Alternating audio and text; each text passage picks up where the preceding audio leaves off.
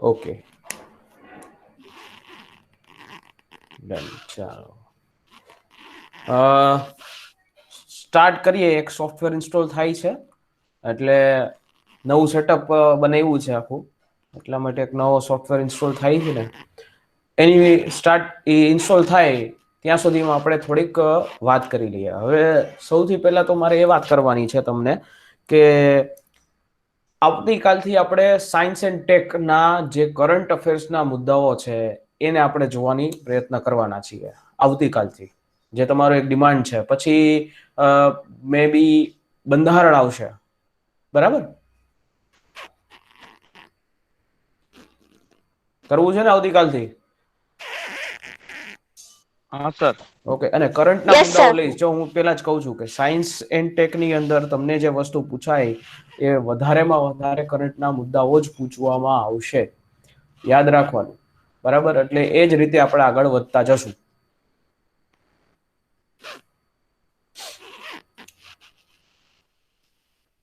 Done છે?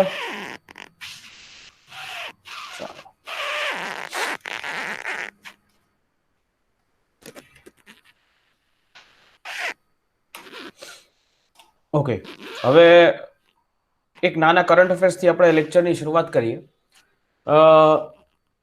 16મી તારીખ એટલે કે શનિવારે એક હેન્ડલે પાસપોર્ટ ઇન્ડેક્સ જે આવ્યો છે એની શુક્રવાર આવી ગયો. હેન્ડલે પાસપોર્ટ ઇન્ડેક્સ શું છે? હેન્ડલે પાસપોર્ટ ઇન્ડેક્સ કે વિશ્વના દેશોની એક કમ્પેરિઝન કરવામાં આવે અને એ કમ્પેરિઝનની સાથે સાથે જે ભારતના પાસપોર્ટનો રેન્ક છે એ આપવામાં આવે. હેન્ડલે પાસપોર્ટ ઇન્ડેક્સની અંદર ભારતનું સ્થાન 85મું રાખવામાં આવ્યું. 85, 85મું સ્થાન ભારતનું રાખવામાં આવ્યું. હવે આ છે શું કામ, કઈ રીતે હોય? આના દ્વારા કયા દેશનો પાસપોર્ટ વધારે પાવરફુલ છે એ ચેક કરવામાં આવતું હોય. કયા દેશનો પાસપોર્ટ વધારે પાવરફુલ છે, બરાબર? આખું એક પાસપોર્ટ રેન્કિંગ જે છે એના ઉપર આપવામાં આવતું હોય. કેનું? તો કે આખું પાસપોર્ટ રેન્કિંગ આ હેન્ડલે પાસપોર્ટ ઇન્ડેક્સ દ્વારા આપવામાં આવતું હોય છે, બરાબર? હવે આ હેન્ડલે પાસપોર્ટ ઇન્ડેક્સ તૈયાર કોણ કરે છે? ઇન્ટરનેશનલ એર ટ્રાન્સપોર્ટ એસોસિએશન, એના દ્વારા આ હેન્ડલે પાસપોર્ટ ઇન્ડેક્સ તૈયાર કરવામાં આવે. તો અહીંયા તમને એવો પણ પ્રશ્ન થવો જોઈએ કે આ જ હેન્ડલે પાસપોર્ટ ઇન્ડેક્સની અંદર ભારતનું 85મું સ્થાન, તો સૌ પ્રથમ સ્થાન કેનું? જાપાન. મિત્રો, જાપાનનો પાસપોર્ટ એટલે કે એવો પાસપોર્ટ જે દુનિયાની અંદર શક્તિશાળી પાસપોર્ટ કહેવામાં આવે છે, બરાબર? સૌથી શક્તિશાળી પાસપોર્ટ જે જાપાનનો હોય. હવે આમાં ફાયદા શું મળે?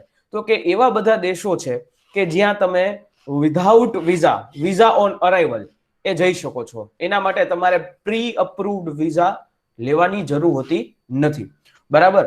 આની અંદર 199 દેશોને સામેલ કરવામાં આવ્યા એવો હેન્ડલે પાસપોર્ટ ઇન્ડેક્સ, બરાબર? એવો છે આ હેન્ડલે પાસપોર્ટ ઇન્ડેક્સ. ઓકે, સમજાય છે? Yes sir. હા. તો આ જે છે હેન્ડલે પાસપોર્ટ ઇન્ડેક્સની અંદર પહેલું સ્થાન છે એ જાપાનનું રાખવામાં આવ્યું છે, બરાબર?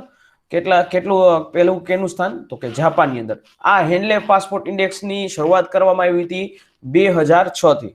2006 થી હેન્ડલે પાસપોર્ટ ઇન્ડેક્સની શરૂઆત કરવામાં આવી છે, બરાબર? હવે આમાં એવું પણ આપણે જાણવું પડે, સૌથી નીચેની સાઈડમાં કોણ છે? તો સૌથી નીચેની સાઈડની અંદર સૌથી છેલ્લે આ પાસપોર્ટ ઇન્ડેક્સની અંદર સિરિયા, ઈરાક અને અફઘાનિસ્તાન, બરાબર? સૌથી છેલ્લા સ્થાન ઉપર એ આવે છે સિરિયા, ઈરાક અને અફઘાનિસ્તાન, કે એનો પાસપોર્ટ વિશ્વની અંદર ક્યાંય ન હાલે એવી રીતે આપણે કહી શકીએ. Okay, clear? સર, હા સર એમાં વિઝાની જરૂર ન પડે, બરોબર ને? આ જાપાન છે એને મોસ્ટ ઓફ કન્ટ્રી માટે એવું રાખ્યું હોય કે યસ, વિઝાની હા, જરૂર ન પડે, એટલે શક્તિશાળી પોતાના દેશમાં પ્રવેશ માટે ને સર, કે એને બીજા દેશમાં જવું હોય તો એનો નાગરિક, જાપાનનો પાસપોર્ટ ધારક નાગરિક, એને ક્યાંય વિશ્વના દેશોમાં જવું હોય તો most of visa on arrival એના માટે અવેલેબલ બની જાય. કે તમારે વિઝા પ્રી અપ્રુવડ ની વાત છે. આપણે જનરલી યુએસએ જવું હોય તો તમારે પેલા વિઝા લેવા પડે ને? હા. તો આની અંદર એવું છે કે તમારે પ્રી અપ્રુવડ વિઝા લેવાની જરૂર હોતી નથી, એટલા માટે.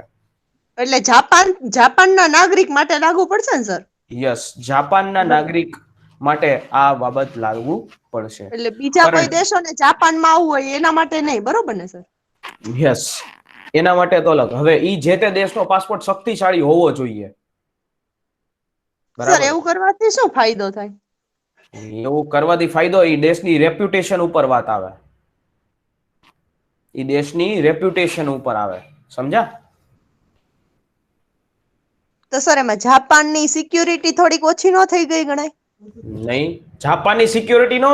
હવે ઈ જે તે દેશ, જાપાન એટલે કે દેશ એવું મોટું નામ છે જેને કહેવાય કે વિશ્વના અલગ અલગ દેશો સાથે સંબંધ, અને એમાંય ખાસ અમેરિકાની સાથે તો બહુ સારો એવો સંબંધ. જાપાનની અંદર હાલની તારીખે જાપાનનું પોતાનું લશ્કર છે જ નહીં. બરાબર, જાપાનને લશ્કરી તમામ વસ્તુઓ એ અમેરિકા પ્રોવાઈડ કરે છે, એટલા માટે. ઓકે સર, હા, ઓકે. એટલે બે સોફ્ટવેર હજી થોડોક ઇન્સ્ટોલ થાય છે, એટલે આટલા માટે હું તમને આ રીતે સમજાવું છું, કારણ કે ઈ થશે એટલે ડાયરેક્ટ હું તમને આમાં લઈ લઈશ હમણાં. અને આજે મારે વાત કરવાની ઈચ્છા છે બેલેન્સ ઓફ પેમેન્ટ ઉપર, જે આપણો ટોપિક છે. બરાબર, આજે મારે એની ઉપર વાત કરવી છે. Balance of payment main topic છે, અને આવતીકાલથી આપણે સાયન્સ એન્ડ ટેક હું જ લેવાનો છું. કોઈ પ્રોબ્લેમ નથી ને ભાઈ? Science and tech? No sir, કાંઈ પ્રોબ્લેમ નથી. હા, એમ. નો. અને ડેફિનેટલી કે સાયન્સ એન્ડ ટેક એવી જ રીતે કરાવીશ કે જે તમારે એક્ઝામની અંદર પૂછાશે. Yes sir. બરાબર, ઓકે, ચાલો.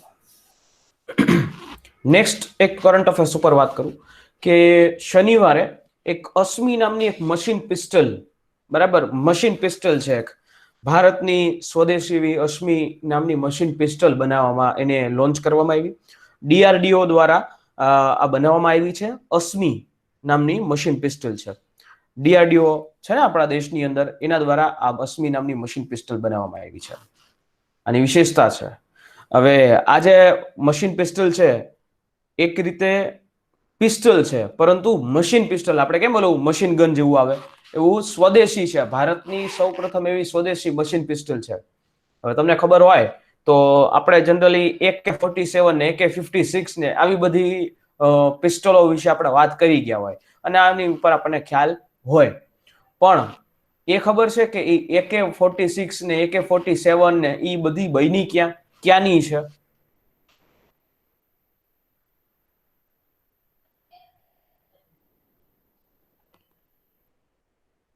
એ કોઈને ખબર છે?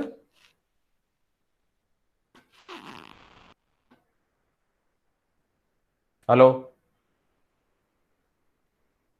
હલો, અવાજ આવે છે કે નથી? હા, હા સર, નથી ખબર સર. ઓકે. હવે જો AK-47 ને AK-57 ને એ બધી બ્રિટનની છે.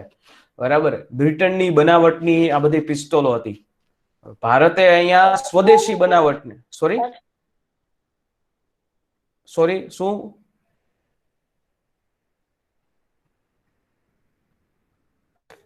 રશિયાની છે? મને તમારો અવાજ બરાબર હજી નથી આવ્યો. સર, સર AK-47 રશિયાની છે? નહીં, બ્રિટનની છે. AK-47 બ્રિટનની છે, અને પછી એનું એક એડવાન્સ વર્ઝન રશિયાએ બહાર પાડ્યું હતું. ઓકે. એટલે આવી રીતે ભારતે પોતાનું એક નવું જ સંસ્કરણ બહાર પાડ્યું છે, જેનું નામ છે અશ્મિ નામની મશીન પિસ્ટોલ. અશ્મિ 0.9 mm ની એની અંદર આખી ગોળી આવે. 9 mm મશીન પિસ્ટોલ કહેવામાં આવે એ અશ્મિ. બરાબર, એ આખી એની વિશેષતા ખાસ કરીને એવી છે કે આ 8 ઇંચ લંબાઈની મશીન ગન કહેવામાં આવે. શું? 8 ઇંચ લંબાઈની મશીન ગન. બરાબર, પ્લસ 3D પ્રિન્ટિંગનો આમાં ઉપયોગ કરવામાં આવ્યો છે, કાર્બન ફાઈબરનો ઉપયોગ કરવામાં આવ્યો છે, અને 50,000 રૂપિયાની કોસ્ટ આ મશીન પિસ્ટલ પર બનાવવામાં આવી છે. 50,000 રૂપિયાની કોસ્ટ આને પડી છે. એવી આ મશીન પિસ્ટલ કહેવામાં આવે છે, જેનું નામ છે અશ્મિ. અશ્મિ તરીકે ઓળખવામાં આવે છે. ડન? તમને ખબર જ છે કે અત્યારે ભારત છે એ મેજોરિટી પોતાના ડિફેન્સની અંદર ખર્ચ કરવા લાગ્યું છે. મેજોરિટી. ઓકે,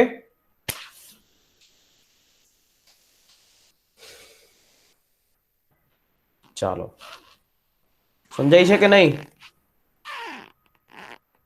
મેં યસ સર. ભારતીય સેના દિવસ વિશે વાત કરી હતી તમને, ઇન્ડિયન આર્મી ડે વિશે વાત કરેલી છે? હા સર. હા. Okay okay. હા, એક બીજી વાત કે આ વખતનું જે બજેટ આવવાનું છે ને મિત્રો, એ પેપરલેસ બજેટ આવવાનું છે. બરાબર. Yes sir. આ જે પેલા બ્રીફ કેસની શરૂઆત થઈ હતી, પેલા કેવું હતું કે બ્રીફ કેસ ને બજેટ વિશે મેં તમને વાત કરી હતી કે બજેટ નામનો શબ્દ ક્યાંથી આવ્યો, યાદ છે કોઈને? બજેટ નામનો બોગેટ શબ્દ, ઉપરથી. યસ, બોગેટ કઈ ઉપરથી. ભાષાનો શબ્દ હતો એ? કઈ ભાષાનો શબ્દ સર હતો? યાદ નથી આવતું.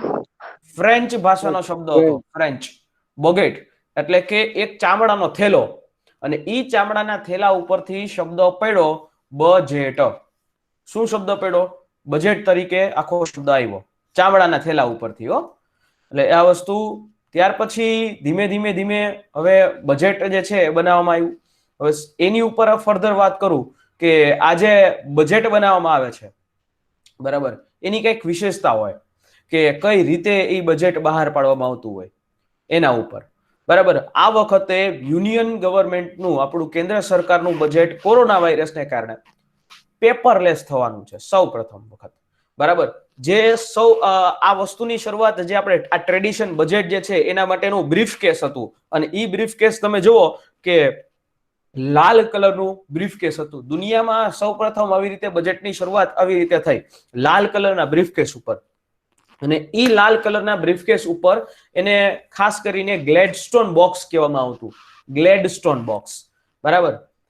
આ એની એક વાત હતી, ગ્લેડસ્ટોન બોક્સ. બ્રિટિશરો બજેટના જે બોક્સ હોય ને એને ગ્લેડસ્ટોન બોક્સ કહેવામાં આવે, આ કોઈ નથી ખબર આપણે, બરાબર.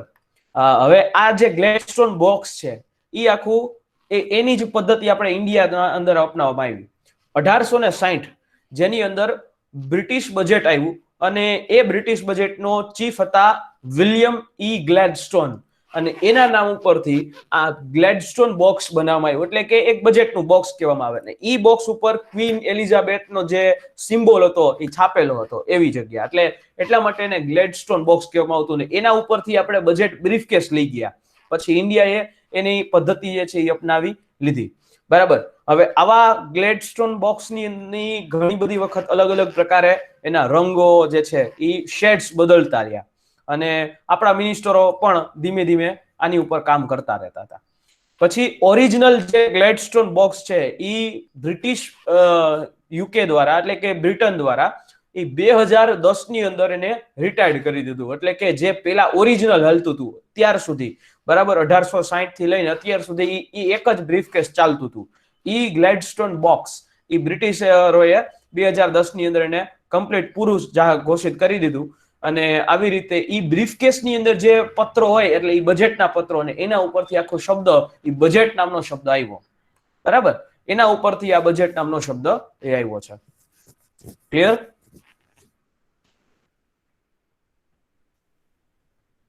ચાલો, yes. Very good. Yes sir.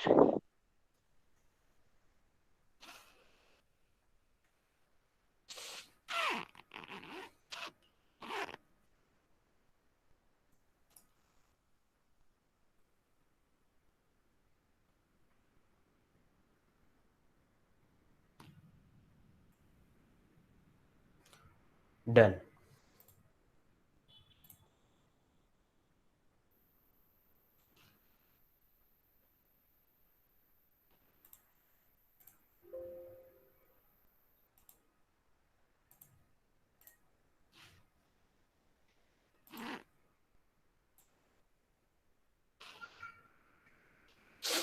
હવે મારે આજે આપણે બેલેન્સ ઓફ પેમેન્ટ ઉપર જ વાત કરવાની મેઇન ઈચ્છા છે. Balance of payment, BOP.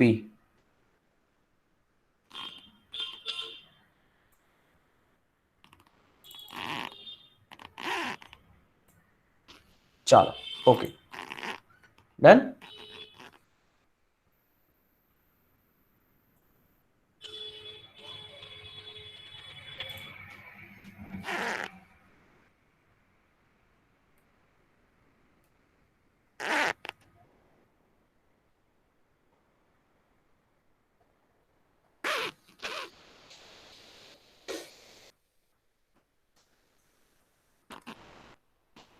ચાલો સ્ક્રીન શો કરાવું છું. થઈ ગયું છે રેડી? બધાને સ્ક્રીન શો થતી હોય તો મને કહેજો. થઈ બધાને screen show? Yes, sir. Done.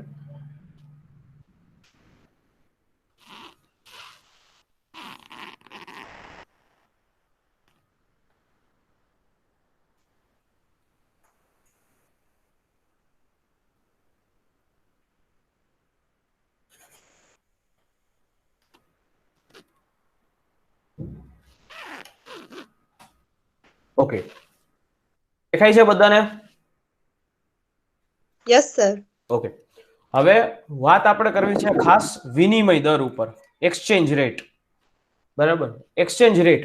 હવે તમે દરરોજ ઘણી વખત એવો શબ્દ સાંભળતા હોય કે ભાઈ આજે રૂપિયાના ભાવ ડોલરની સાપેક્ષે આટલા થયા, આની સાપેક્ષે આટલા થયા. તો એ આખી વસ્તુઓ થાય છે કઈ રીતે?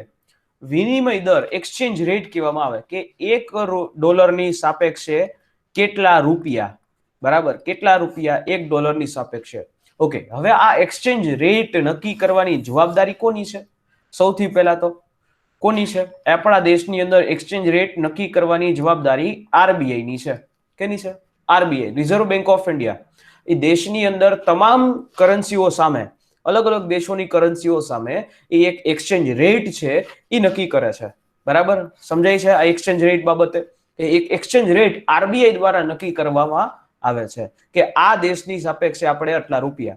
અત્યારે આજનો ભાવ હું તમને કહું, ફોર એક્ઝામ્પલ, બરાબર, કે હાલની અંદર આજની અંદર $1 બરાબર 71.26 રૂપિયા છે ધારો કે. તો આ 71.26 રૂપિયા થાય એ નક્કી કરવાની જવાબદારી દેશની અંદર કોની? તો કે રિઝર્વ બેંક ઓફ ઇન્ડિયાની છે. કોની છે?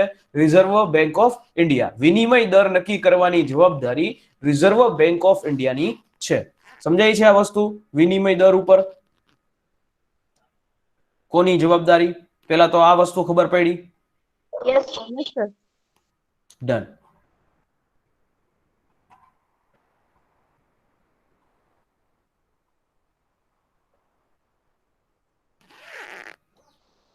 બરાબર, એટલે $1 બરાબર 60 રૂપિયા કે ભાઈ 71 રૂપિયા, એ બધી નક્કી કરવાની જવાબદારી હંમેશા દેશની અંદર આરબીઆઈ ની છે. ડન. ચાલો, હવે પ્રશ્ન એવો થાય કે ભાઈ વિનિમય દર એટલે શું? કોને એક્સચેન્જ રેટ કહેવામાં આવે? વિનિમય દર એટલે કે સ્થાનિક ચલણની અંદર વિદેશી ચલણના નાણાંનું મૂલ્ય. એટલે $1 બરાબર 71 રૂપિયા, એ 71 રૂપિયાને કહેવામાં આવે વિનિમય દર, એક્સચેન્જ રેટ. તમે યુએસએ જાઓ તો યુએસએ ની અંદર તો ડોલર ચાલે, ઇન્ડિયાની અંદર તો રૂપિયો ચાલે. તો એ બંને વચ્ચે જે સમન્વય થતું હોય એને કહેવામાં આવે એક્સચેન્જ રેટ, વિનિમય દર તરીકે ઓળખવામાં આવે. ઇંગ્લિશમાં જે મારે ને કેવું હોય કે આની આખી એક ડિફિનેશન ઇંગ્લિશની અંદર કહું તો price of the foreign currency in domestic currency, એટલે કે exchange rate. Price of the foreign currency in domestic currency is equal to exchange rate કહેવામાં આવે છે. બરાબર, હવે આ જે એક્સચેન્જ રેટ, વિનિમય દર, બરાબર, જે હંમેશા કેની અંદર હશે? તો કે ડોમેસ્ટિક કરન્સીની અંદર, ભારતની કરન્સીમાં હશે. બરાબર, જે સ્થાનિક ચલણી નાણું અને વિદેશી ચલણી નાણાંના મૂલ્યની અંદર જે વધઘટ થતી રહેતી હોય, એ વધઘટ હોય એને એક્સચેન્જ રેટ કહેવામાં આવે. નક્કી કરવાની જવાબદારી દેશની અંદર આરબીઆઈ ની છે. બરાબર, કેની છે? તો કે દેશની અંદર આરબીઆઈ ની છે. એટલે કે ઘણી વખત તમે જુઓ, આપણે ભારત જ્યારે આઝાદ થયું ત્યારે $1 ઇઝ ઇક્વલ ટુ 1 રૂપીસ હતું. કેટલા? $1 ઇઝ ઇક્વલ ટુ 1 રૂપીસ જેવું હતું. આજે તમે જુઓ કે 71 રૂપિયા એ પહોંચી ગયું. કેટલા? 71 રૂપિયા એ. બરાબર, ઘણી વખત રૂપિયાનું અવમૂલ્યન જાણી જોઈને કરવામાં આવે. શું કામ? તો કે રૂપિયાનું અવમૂલ્યન કરો જેથી કરીને ફોરેન ડાયરેક્ટ ઇન્વેસ્ટમેન્ટ શું આવે? એફડીઆઈ. એફડીઆઈ એ છે એ મહત્વની રીતે એ ભારતની અંદર આવતું હોય છે. બરાબર, એફડીઆઈ આવતું હોય એટલા માટે. એટલે આવી રીતે જે છે એ વિનિમય દર હોય.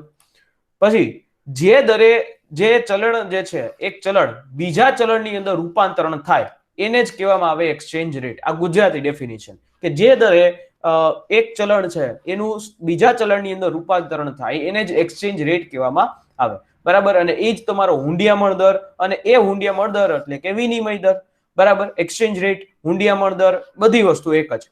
બરાબર, કે એની અંદર આંતરરાષ્ટ્રીય ચલણને જોડવાનું કામ કરવામાં આવતું હોય. બરાબર, અને સાથે સાથે જે આંતરરાષ્ટ્રીય ખર્ચ અને કિંમતની સરખામણીએ આવી પ્રકારની વસ્તુઓ શક્ય બને છે. બરાબર, શું બને? તો કે આ એક્સચેન્જ રેટ આવી પ્રકારે જે છે એ શક્ય બનતું હોય. બરાબર, સમજાણું પહેલા તો આ એક્સચેન્જ sir. રેટ નામનો ટોપિક.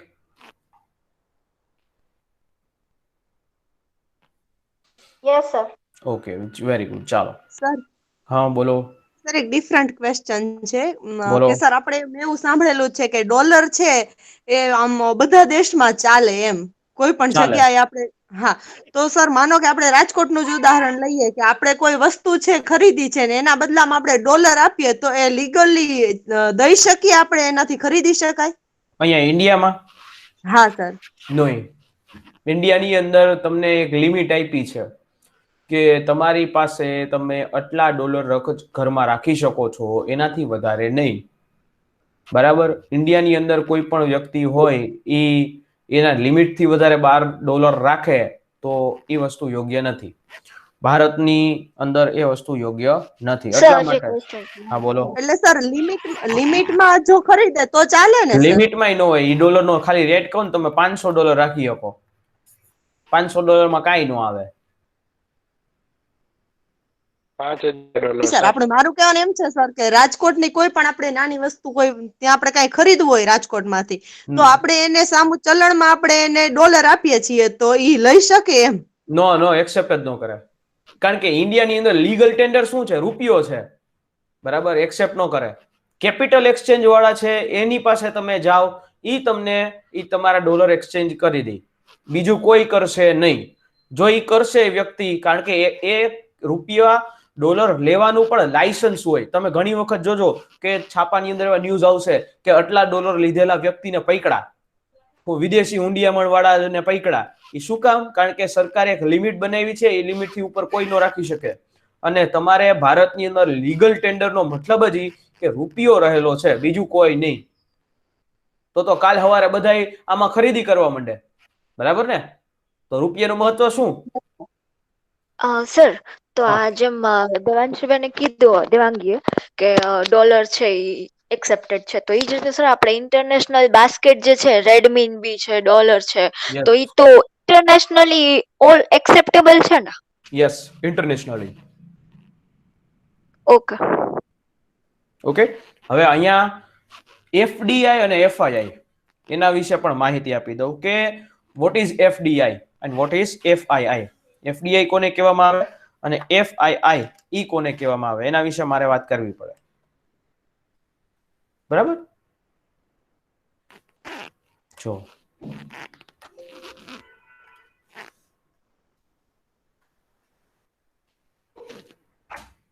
એફડીઆઈ એ આગળ વિદેશ વ્યાપારમાં કહીશ, પણ અહીંયા મેં શબ્દ વાપરો છે એટલા માટે હું તમને માહિતી આપું કે વોટ ઇઝ એફડીઆઈ. એફડીઆઈ કોને કહેવામાં આવે? કોઈ ગેસ કરશે કે વોટ ઇઝ એફડીઆઈ?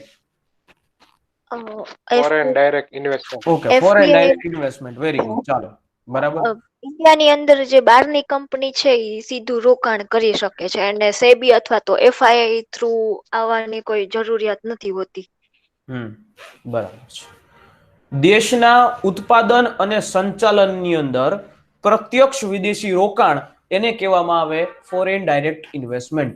દેશના સંચાલનમાં, એટલે કે ઉત્પાદન અને એના કંટ્રોલિંગની અંદર, ફેક્ટરીઝના દેશના ઉત્પાદન અને એના સંચાલનની અંદર પ્રત્યક્ષ રીતે વિદેશી રોકાણ એને કહેવાય ફોરેન ડાયરેક્ટ ઇન્વેસ્ટમેન્ટ. તમારી XYZ નામની કંપની છે, એ XYZ નામની કંપની માટે તમે ઇન્વેસ્ટમેન્ટ, તમે મને કહો છો સાહેબ તમે ઇન્વેસ્ટમેન્ટ કરો ને, હું બહારના દેશમાં રહેલો વ્યક્તિ છું, હું NRI છું, અથવા તો મારી બહારના દેશમાં હું રહું છું, કેનેડામાં રહું છું, ત્યાંથી તમે મને ફોન કર્યો અને હું તમને એમ કહીશ કઈ વાંધો નહીં, તારી કંપનીમાં હું $20,000 કે $30,000 કે $200 million હું તમારામાં ઇન્વેસ્ટ કરું, એને કહેવાય ડાયરેક્ટ ઇન્વેસ્ટમેન્ટ. શું? ડાયરેક્ટલી હું તમારા કંપનીમાં એ વસ્તુ કરું છું. બરાબર, ડાયરેક્ટ તમારા કંપનીની અંદર કે એની અંદર હું ઇન્વેસ્ટ કરું છું. આને કહેવાય એફડીઆઈ, ફોરેન ડાયરેક્ટ ઇન્વેસ્ટમેન્ટ. બરાબર, દેશના ઉત્પાદન અને સંચાલનમાં ફોરેન ડાયરેક્ટ ઇન્વેસ્ટમેન્ટ. તાજેતરની અંદર વાત કરું તો રિલાયન્સ વાળા આપણા મુકેશભાઈ, બરાબર, એણે લોકડાઉન ની અંદર પોતાનું ઉપરનું જે દેવું હતું ને સુધારી દીધું. ફેસબુક તમને ખબર હશે, ફેસબુક છે, અલગ અલગ કંપનીઓ એના અંતર્ગત એણે સીધી રીતે એના શેર ખરીદી લીધા અને એના અંતર્ગત જે છે એને રોકાણ કર્યું. પ્રત્યક્ષ વિદેશી રોકાણ એ રિલાયન્સ ની અંદર કર્યું. આના દ્વારા રિલાયન્સે 1,76,000 કરોડ રૂપિયાનું દેવું પોતાની ઉપર જે હતું એ કાઢી નાખ્યું. બરાબર, તો ઈ વસ્તુ જ કહેવામાં આવે શું, તો કે ઈ ડાયરેક્ટલી સીધું રોકાણ કહેવાય. ઉત્પાદન અને સંચાલનમાં જે પ્રત્યક્ષ રોકાણ કરવામાં આવે એને કહેવામાં આવે એફડીઆઈ, ફોરેન ડાયરેક્ટ ઇન્વેસ્ટમેન્ટ. શું કહેવાય? Foreign direct investment. બરાબર, હવે બીજી વાત, જો અહીંયા તમે કોઈ પણ સર ઈ કયા પ્લેટફોર્મ ઉપર, એટલે શેર અથવા તો બોન્ડ દ્વારા જ રોકાણ કરે ને? કહું.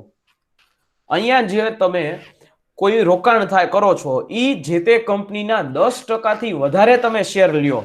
બરાબર, 10% થી વધારે. કેટલા? 10% થી વધારે તમે શેર ખરીદો, અથવા તો એ એકમ, ધારો કે એ કંપની સ્થાપવામાં આવતી હોય, બરાબર, એ એકમની સ્થાપનાની અંદર તમારો ભાગ થાય, બરાબર, એમાં તમે એની સ્થાપનાની અંદર કોઈ પૈસા ખર્ચો છો, અથવા તો એકમની સ્થાપનાની અંદર તમે પૈસા ખર્ચો છો, તો એ વસ્તુને કહેવામાં આવશે એફડીઆઈ. યાદ રાખજો, 10% થી વધારે તમે એના શેર પણ ખરીદી શકો, અથવા તો ઈ કંપનીની સ્થાપનામાં તમે પૈસો લગાડો, તો એને કહેવામાં આવે એફડીઆઈ. સમજાણું? સર 10% થી ઓછું હોય તો નહીં? નહીં, હા, 10% થી ઓછું થાય ને તો ઈ એફઆઈઆઈ કહેવામાં આવે, ફોરેન ઇન્સ્ટિટ્યુશનલ ઇન્વેસ્ટમેન્ટ. સમજાણું? ક્લિયર? તમને ખબર હશે કે વોલમાર્ટ દ્વારા આખી ફ્લિપકાર્ટ ખરીદી લેવામાં આવી. એ શું થયું? એફડીઆઈ. 10% થી વધારે ઇન્વેસ્ટમેન્ટ એની અંદર થયું, એના શેર ખરીદી લેવામાં આવ્યા, એને કહેવામાં આવે એફડીઆઈ. બરાબર, સર 10% કોના ઉપર ગણવાના? એના શેરના, એની વેલ્યુએશન હોય. ધારો કે 500 કરોડની કંપની હોય તો એ 500 કરોડના 10% ના શેર હોય. કેવા? શેર હોલ્ડર ની અંદર. સમજાણું? હા, ઓકે. તો આની અંદર જે છે એફડીઆઈ, બરાબર, ઈ દેશની અંદર આવે, ઈ હંમેશા ભારત માટે સારું. કોઈ પણ દેશની અર્થવ્યવસ્થા માટે એફડીઆઈ સારું. ભારતની અંદર કયા કયા ક્ષેત્રોની અંદર એફડીઆઈ ની છૂટ છે? ભારતની અંદર કયા કયા ક્ષેત્રોમાં એફડીઆઈ ની છૂટ છે એ પણ પ્રશ્ન પૂછાયેલો છે. હવે એ વિશે આપણે વાત કરી લઈએ. જો ભારતની અંદર સેવા, સર્વિસ સેક્ટરમાં, બરાબર, બીજું આપણે વાત કરીએ તો કમ્પ્યુટર, ત્રીજું વાત કરીએ આપણે તો સોફ્ટવેર અને હાર્ડવેર,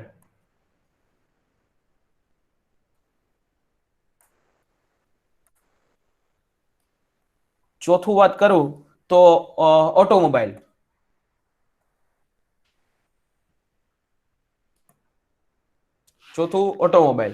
બરાબર. ત્યાર પછી વાત કરું તો વેપાર, ટ્રેડ,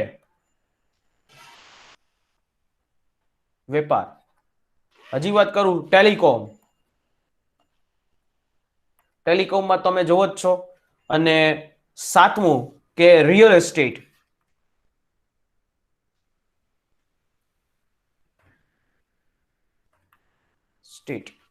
આટલી જગ્યાએ એફડીઆઈ ની છૂટ છે. સમજાણું? આટલી જગ્યાએ તમને દેશની અંદર એફડીઆઈ, ફોરેન ડાયરેક્ટ ઇન્વેસ્ટમેન્ટ ની છૂટ છે. ક્લિયર થયું? સર, હા, આજે એલન મસ્ક ની કંપની ટેસ્લા આવી તો આ ઓટોમોબાઈલ માં આવશે ને? Yes, automobile. એને એફડીઆઈ કહી શકાય સર. શું? સર, એક મિનિટ. શું તમે બોલ્યા?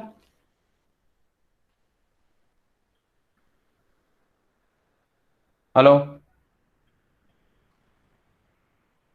હમણાં જે બેન બોલ્યા એ શું બોલ્યા?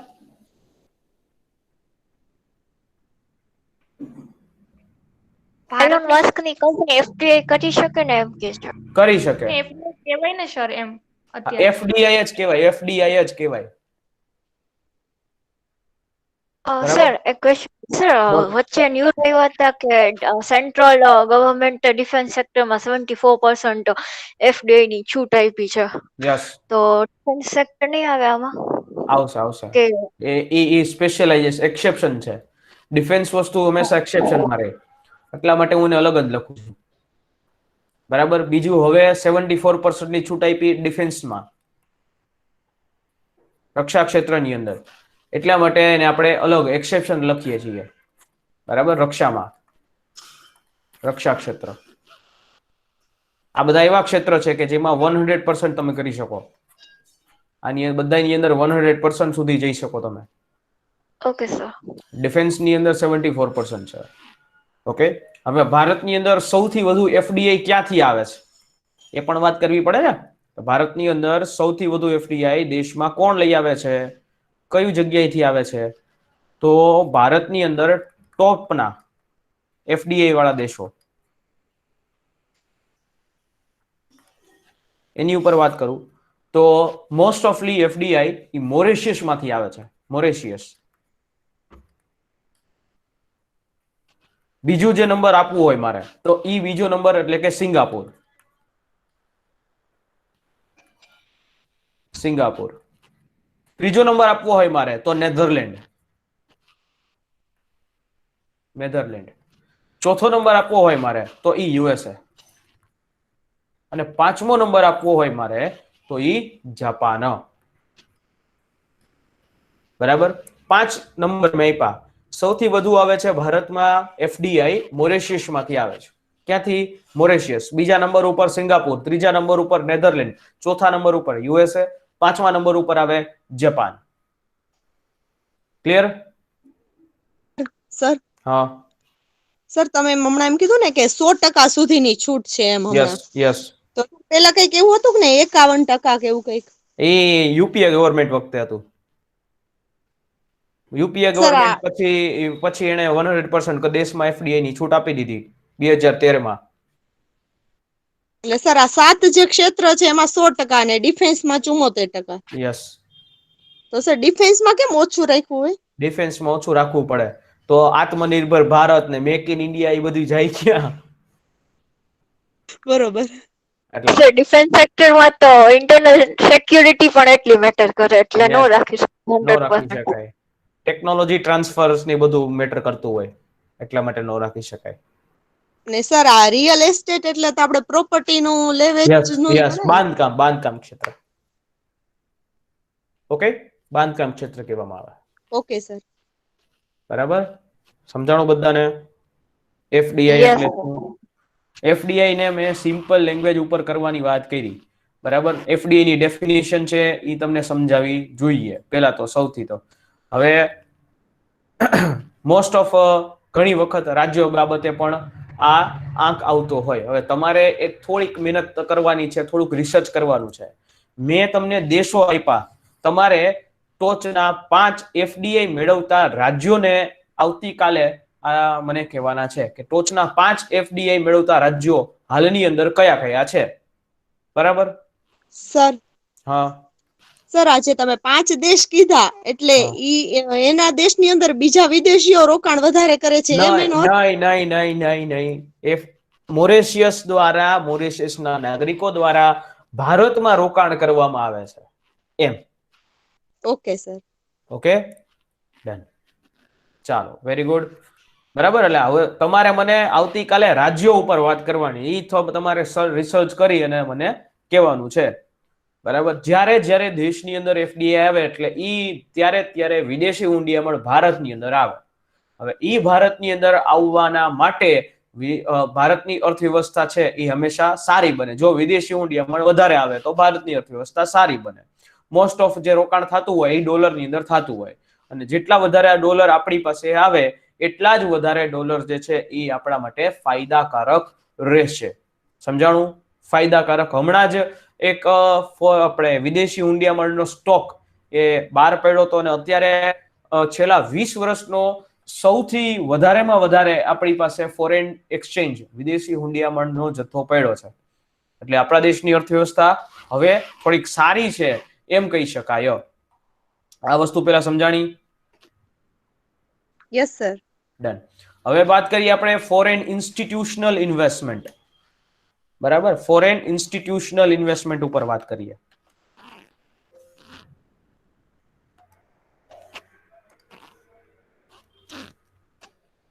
FII. આ બધાને હું જે લખું છું એ પ્રોપર શો થાય જ છે ને?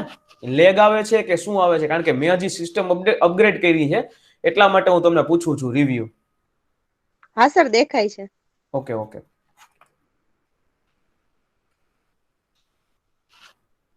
Foreign institutional investment FII. હવે ધારો કે કોઈ પણ વિદેશી રોકાણકાર દ્વારા ભારતની કોઈ કંપનીમાં અથવા તો ભારતમાં કોઈ બોન્ડ્સ, ડિબેન્ચર્સ અથવા તો સિક્યોરિટી માર્કેટ શેર્સની અંદર 10% સુધી એટલે કે 10% કરતા ઓછા એ ભારતમાં રોકાણ કરે, કેટલા 10% કરતા ઓછા રોકાણ કરે તો એને કહેવાય ફોરેન ઇન્સ્ટિટ્યુશનલ ઇન્વેસ્ટમેન્ટ. અત્યાર સુધી તમને ખાલી એટલું જ ખબર હતી કે FII એટલે કે શેર બજારમાં રોકાણ કરે, પરંતુ એની બે વચ્ચે ભેદ છે. બરાબર, 10% કરતા 10% થી ઓછા. યાદ રાખવાનું, 10% થી ઓછા ઈ શેરમાં, શેર્સ, ડિબેન્ચર અને સિક્યોરિટી માર્કેટ હોય એમાં અથવા તો બોન્ડમાં રોકાણ કરે તો એને કહેવામાં આવે FII, foreign institutional investment.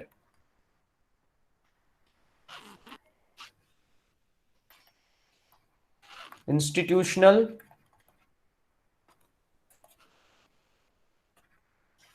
Investment.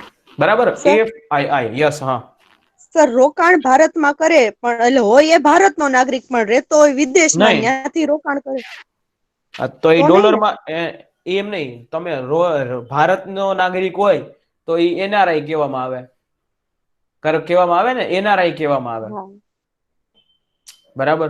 હવે અલગ અલગ વિદેશી રોકાણકારો હોય, વિદેશનો નાગરિક હોય, એના દ્વારા એ ભારતમાં શેર બજારમાં કોઈ રોકાણ કરે એને કહેવામાં આવે ફોરેન ઇન્સ્ટિટ્યુશનલ ઇન્વેસ્ટમેન્ટ.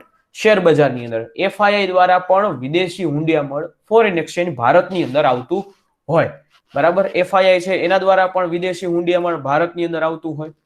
એટલે આપણે જનરલી જ્યાં 1992-93 થી 1992 થી 1993 થી આપણે વિદેશી રોકાણકારો માટે ભારતનું શેર બજાર ખુલ્લું મૂકવામાં આવ્યું. એની પહેલા આપણે વિદેશી રોકાણકારો માટે ભારતનું શેર બજાર ખુલ્લું હતું નહીં.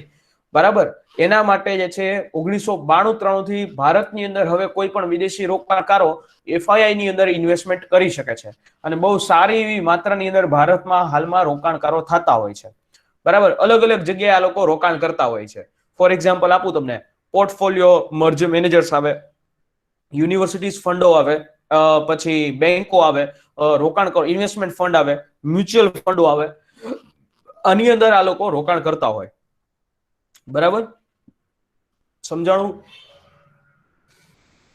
ક્લિયર થયું? Yes sir. હા. ડન. Very good. બરાબર, એટલે આને જે છે આપણે ખાસ આ વસ્તુ કહેવામાં આવે છે. હવે અહીંયા એક હજી શબ્દ આપું કે તો FII આવે તો FPI એટલે શું? ફોરેન પોર્ટફોલિયો ઇન્વેસ્ટમેન્ટ એટલે શું? એની ગેસ કોઈ ગેસ કરી શકે?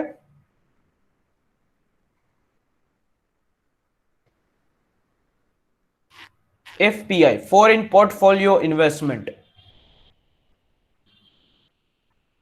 તમારું FPI એટલે કે ઈ જ તમારું FII છે. બરાબર, ફોરેન પોર્ટફોલિયો ઇન્વેસ્ટમેન્ટ. પોર્ટફોલિયો એટલે શું? તો કે એક સ્પેસિફિક વસ્તુ હોય. બરાબર, એક સ્પેસિફિક ક્ષેત્રમાં તમે રોકાણ કરો અને ઈ જ વસ્તુ શેર ડિબેન્ચરની અંદર રોકાણ કરો, એને જ કહેવામાં આવે FPI. હાલની અંદર શબ્દ વાપરવામાં આવે છે ફોરેન પોર્ટફોલિયો ઇન્વેસ્ટમેન્ટ. સમજાણું? ફોરેન પોર્ટફોલિયો ઇન્વેસ્ટમેન્ટ એટલે શું? હાલમાં આ શબ્દ વાપરવામાં આવે છે, ફોરેન પોર્ટફોલિયો ઇન્વેસ્ટમેન્ટ. યાદ રાખજો મિત્રો. સર, હા, FPI છે એ FDI કરતા વધારે રિસ્કી હોય કે ઓછું રિસ્કી? FDI FPI કરતા FII એટલે FII કયો છો, બરાબર? સમજો બે વચ્ચેનું ડિફરન્સ. હવે ભારત સરકાર માટેની વાત કરું છું. ભારત માટે, ભારત સરકાર માટે. હવે મોસ્ટ ઓફલી જ્યારે કોઈ કંપનીઓ કોઈ દેશને બોયકોટ કરવા ઉપર આવી હોય, બરાબર, તો એની અંદર ઈ હંમેશા સૌથી પહેલા માત્રામાં FII છે ને, ઈ પોતાનું FII ની અંદર ઇન્વેસ્ટમેન્ટ પાછું ખેંચશે. ભારતનું શેર બજાર જો કરણભૂત થાય કોઈ પણ રીતે, તો એની પાછળ FII છે ઈ કારણભૂત આવે, બરાબર. જ્યારે FDI છે ઈ લાંબા ગાળાનું રોકાણ હોય, લાંબા ગાળાનું, અને FII અથવા તો FPI છે ઈ ટૂંકા ગાળાનું રોકાણ હોય. આમાં વધારેમાં વધારે રિસ્કી જો કહેવાય દેશ માટે તો ઈ FII કહેવાય. ફટાફટ મૂડી ભારતમાંથી વહી જાય, મૂડી જેવી ફટાફટ આવે એવી જ રીતે ફટાફટ ભારતમાંથી વહી જાય તો ભારતનું શેર બજાર નીચે પડી જાય.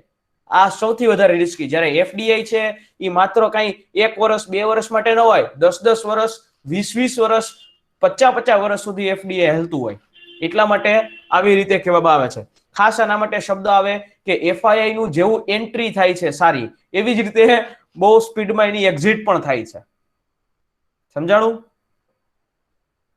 ઓકે, બરાબર, પાછા ખેંચી શકે, બરાબર. આવી રીતે હવે ફોર એક્ઝામ્પલ વાત કરું તમને, અત્યારે આપણે ચાઇનાની યારે ડિસ્પ્યુટ છે. ધારો કે ઇન્ડિયાની કોઈ કંપની હોય, ચાઇનાના શેર બજારમાં માર્કેટમાં ઇન્વેસ્ટમેન્ટ કર્યું હોય, તો અત્યારે બોયકોટ કરીએ, ચાઇના બોયકોટ ચાઇના. તો એની અંદર ભારતની કંપનીઓ બધી નક્કી કરે કે આપણે કામ કરો કે ચાઇનામાંથી આપણા રૂપિયા પાછા ખેંચવા માંડો. એટલે જેવા એ પાછા ખેંચવા માંડે શેર બજારમાંથી, એટલે ત્યાં શેર બજાર ડાઉન થઈ જાય, નુકસાન થાય. રિસ્કી FII છે. ઓકે સર, એટલે લિક્વિડિટી છે, લિક્વિડિટી કોની વધારે કહેવાય? FDI ની કહેવાય ને? FDI લિક્વિડિટી FDI ની કહેવાય. Okay, done. Yes sir. પછી તમને ખબર હોય તો એક કાનૂન આવ્યા હતા, ફેરા. હા, ફેરા અને ફેમા. યસ. આ શું છે ફેરા અને ફેમા? ફોરેન એક્સચેન્જ માટે. Very good. ફોરેન એક્સચેન્જ માટે, બરાબર. રેગ્યુલેશન એન્ડ મેનેજમેન્ટ માટે. વેરી ગુડ, બરાબર. હવે ફેરા એટલે શું? તો કે વિદેશી ચલણ નિયમન કહેવામાં આવે, બરાબર. સ્પેશિયલી ફોર વિદેશી ચલણ જે છે, ફોરેન એક્સચેન્જ નું મેનેજમેન્ટ કરવા માટેની વાત છે. ફોરેન એક્સચેન્જ રેગ્યુલેશન એક્ટ એટલે કે ફેરા.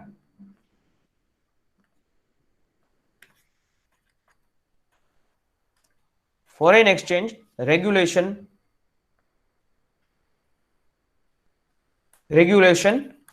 Act. Foreign exchange regulation act છે, બરાબર, જે ખાસ કેના માટે છે? તો કે ફોરેન એક્સચેન્જ રેગ્યુલેશન એક્ટ છે જે 1947 બનાવવામાં આવ્યો. જ્યારે આઝાદ થયો ને ત્યારનો આ કાયદો છે. પછી 1973 ની અંદર આ કાયદામાં ફરી પાછો એક અમેન્ડમેન્ટ કરવામાં આવ્યું. અને ફેમા એટલે કે foreign exchange management act. Foreign exchange management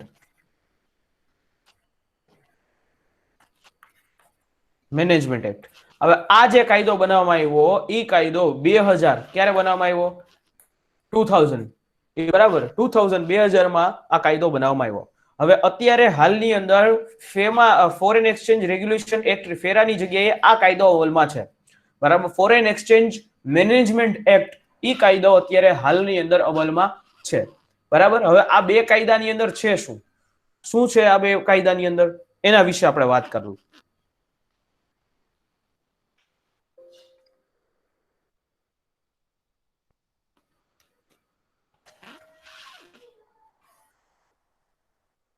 એકમાં આપણે વાત કરીએ ફેરાની, એકમાં વાત કરીએ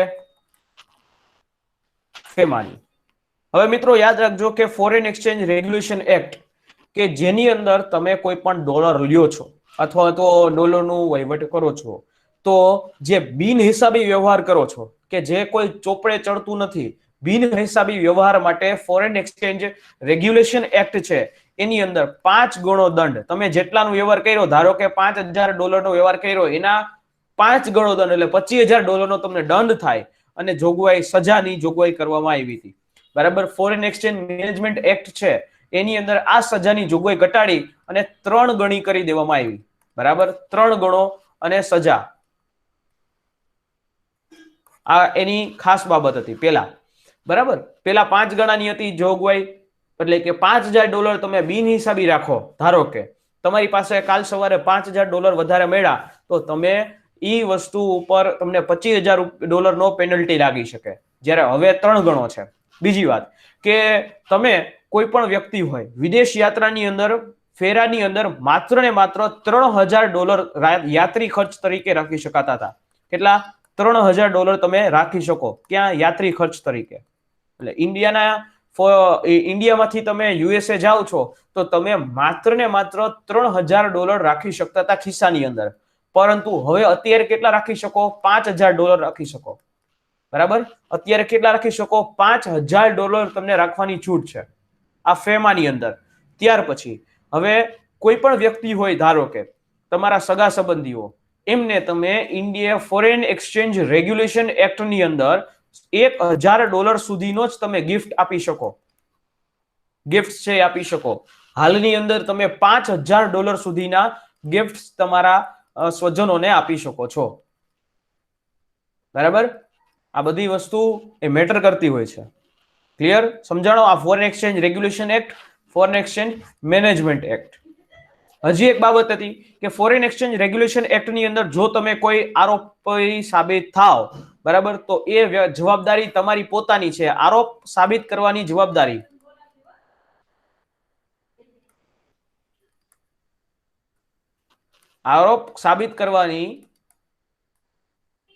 જવાબદારી તમારી પોતાની.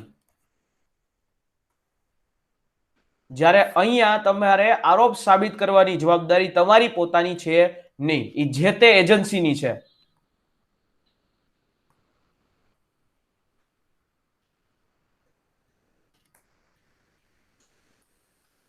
સમજાણું? Yes sir. Done. Very good. Sir આમાં ફેરા અને ફેમા એમ કે ગવર્મેન્ટના છે, તો આની અંદર આરબીઆઈ નો કોઈ રોલ ખરો? નહીં, આરબીઆઈ નો રોલ નહીં. સર, હા. હમણાં એમ કીધું કે એફડીઆઈ ની લિક્વિડિટી વધારે છે, તો એ કેવી રીતે સમજાવો ને? દેશની અંદર અત્યારે એફડીઆઈ દ્વારા વિદેશી હુંડિયામણ વધુ આવે છે. એફડીઆઈ દ્વારા વિદેશી હુંડિયામણ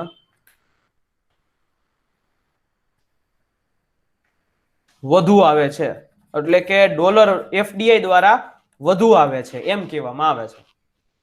ક્લિયર? યસ. ડન. ચાલો, સમજાઈ ગયું બધાને આ વસ્તુ? સર હા. સર આ એફડીઆઈ ને આ બધું છે ફેરા ને ફેમાની ઓવરઓલ આમ કોના નીચે આવે એમ? ક્યાં મંત્રાલય? વિદેશ મંત્રાલય નીચે ગણાય કે? નહીં, મિનિસ્ટ્રી ઓફ ફિનાન્સ એને આ તૈયાર કર્યું છે.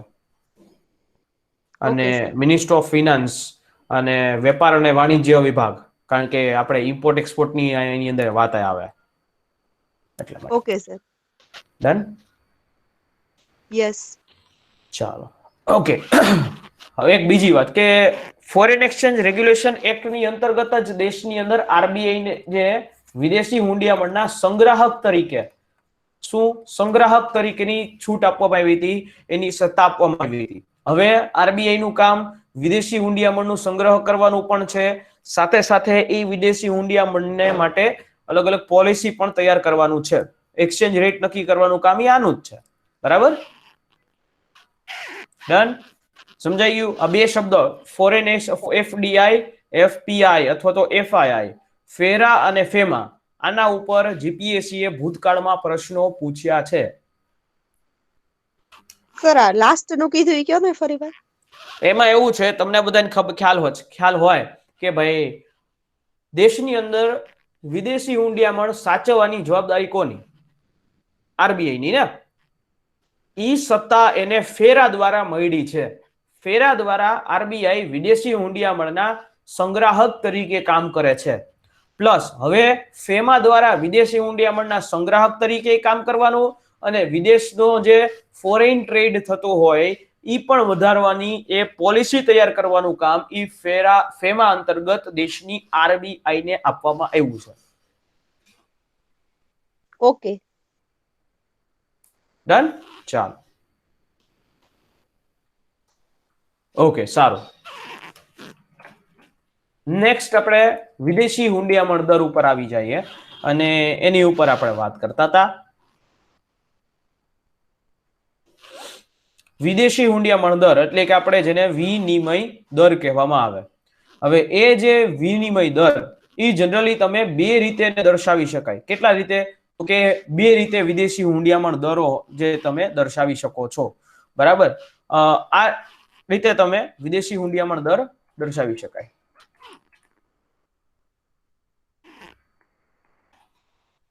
બરાબર, એક હોય તો કે સામાન્ય રીતે વિદેશી ચલણના એક એકમનું મૂલ્ય જે તે દેશના ચલણ દ્વારા ગણવામાં આવે.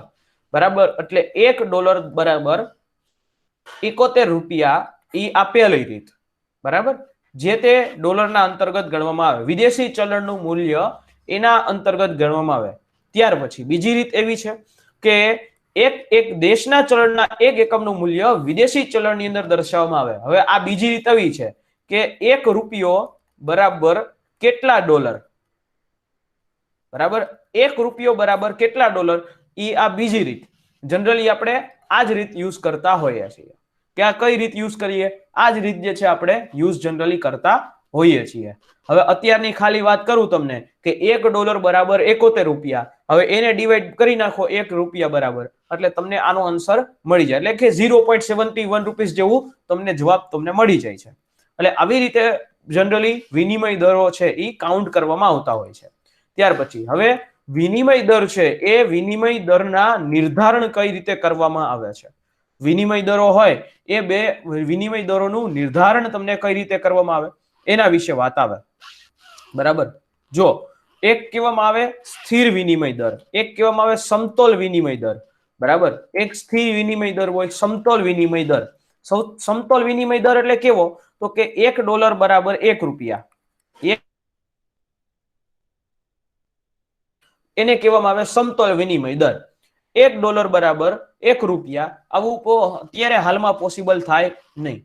બરાબર, આવી વસ્તુ ક્યારેય પોસિબલ થાય નહીં. $1 બરાબર 1 રૂપિયા અત્યારે કોઈ દિવસ પોસિબલ ન થઈ શકે.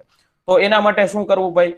તો કે વિશ્વની અંદર ઘણી બધી રીતે અલગ અલગ ડોલર છે ને એવી કરન્સી છે કે એનો ફાયદો વિશ્વના અલગ અલગ દેશોને મળતો હોય.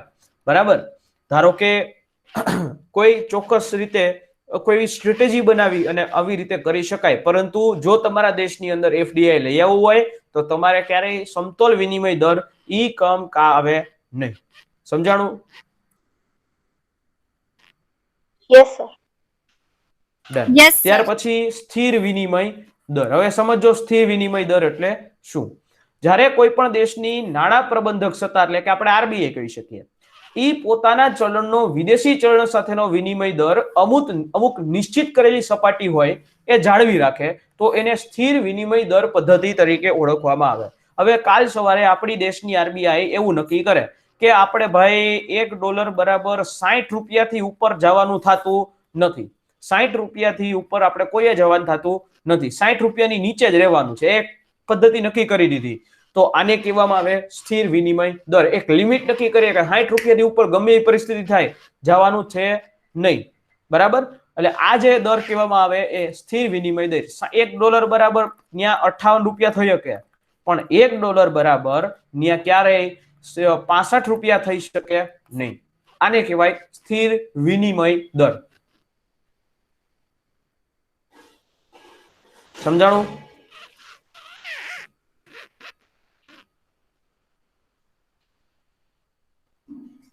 ક્લિયર થયું કે નહીં?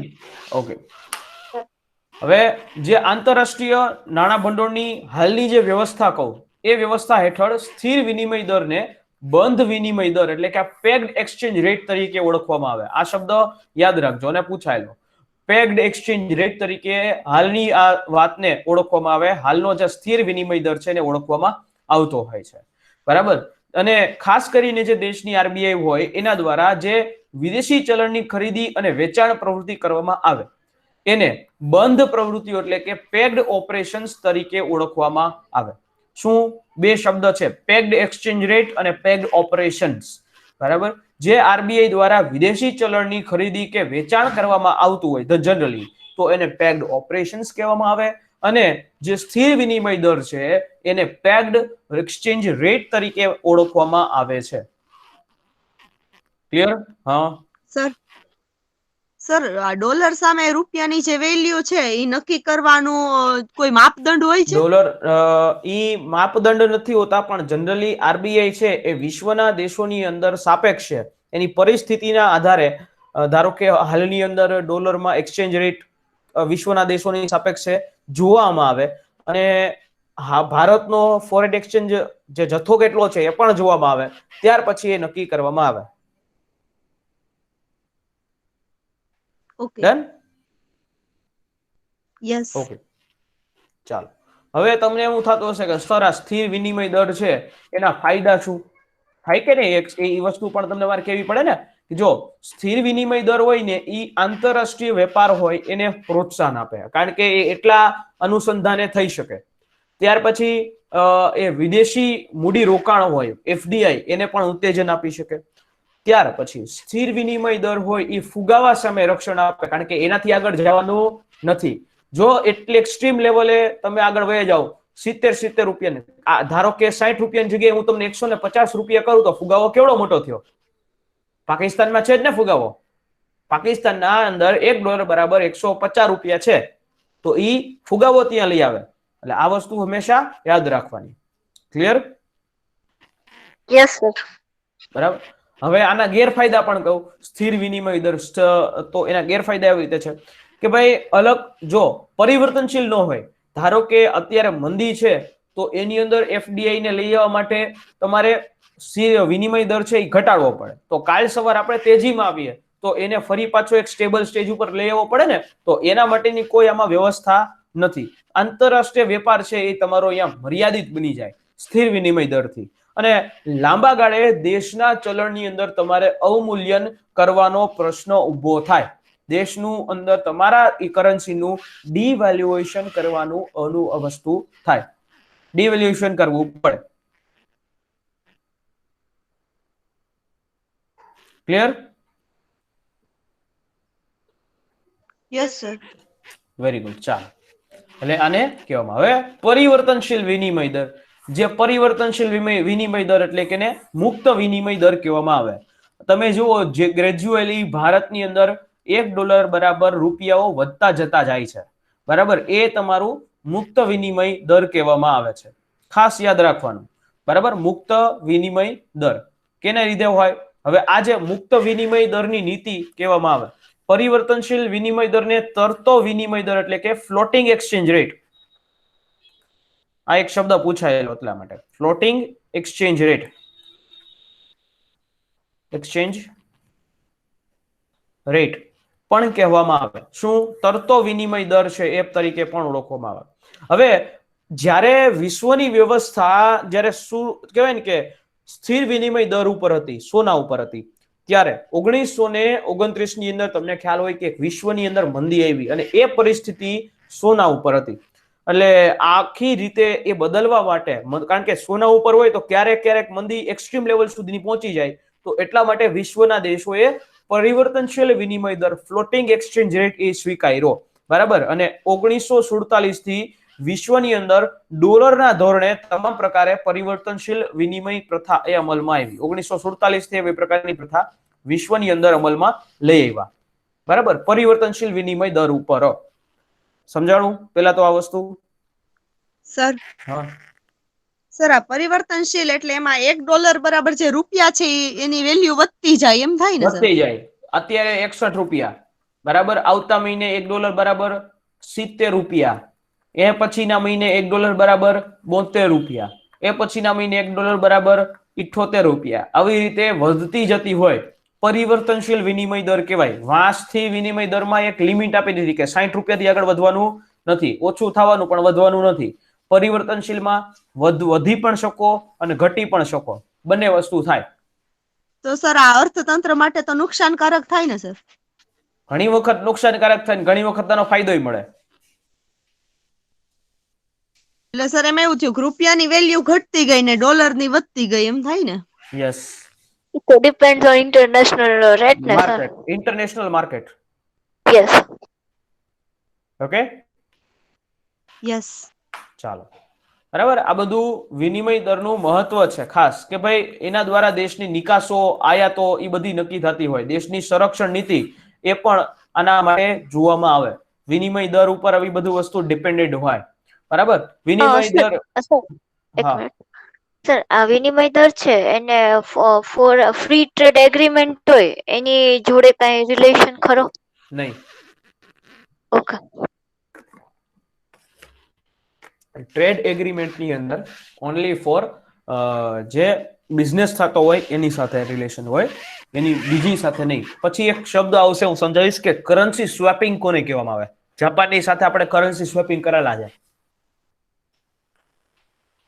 ચાલો, વિનિમય દર વધારીએ એટલે કે ડોલરનો ભાવ 50 રૂપિયાથી વધીને 55 રૂપિયા આપણે કરીએ તો એવું કહી શકાય કે રૂપિયાના સંદર્ભની અંદર ડોલર, બરાબર, રૂપિયાના સંદર્ભની અંદર ડોલરનું મૂલ્ય 10% વધ્યું છે. જો તમે 50 થી 55 કરો તો 10% વધ્યું એવું કહી શકાય. અથવા તો ડોલરના સાપેક્ષમાં સંદર્ભના અંદર રૂપિયાનું મૂલ્ય 10% ઓછું થયું છે, ઘટ્યું છે, બરાબર. અને આવા રીતે ભારતના અંતર્ગત ભારતના રૂપિયાની અવમૂલ્યન કરવામાં આવે છે, બરાબર. દેશની અંદર અત્યારે અવમૂલ્યન કેટલા સમય સુધી, કેટલી વખત થયું છે? રૂપિયાનું મેજર અવમૂલ્યન કેટલી વખત થયું?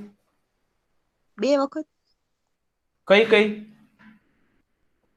એક મોરારજી દેસાઈ, અરે હા, એક હમણાં થયું ઈ 1991 આવે, 1966. અત્યારે થયું છે કે નહીં રૂપિયાનું? હા, એલપીજી વખતે કરવામાં આવ્યું. અત્યારે હાલમાં 2020માં કોરોનાના કારણે રૂપિયાનું અવમૂલ્યન થયું ના સર. નથી થયું. તમે ડોલરનો ભાવ જોઈ લેજો અને રૂપિયાનો ભાવ જોઈ લેજો. અવમૂલ્યન નથી થયું. અવમૂલ્યન એટલે એટલી એક્સ્ટ્રીમ લેવલ સુધી પહોંચાડ દઉં ને એને કહેવામાં આવે. $1 = 78 રૂપિયા હું પહોંચાડું ને આને અવમૂલ્યન કહેવાય. હાલમાં હું તમને અત્યારનો જ આપણે એક્સચેન્જ રેટ જોઈએ. હાલો તમને અત્યારનો જ એક્સચેન્જ રેટ બતાવું, બરાબર, હાલમાંનો જ.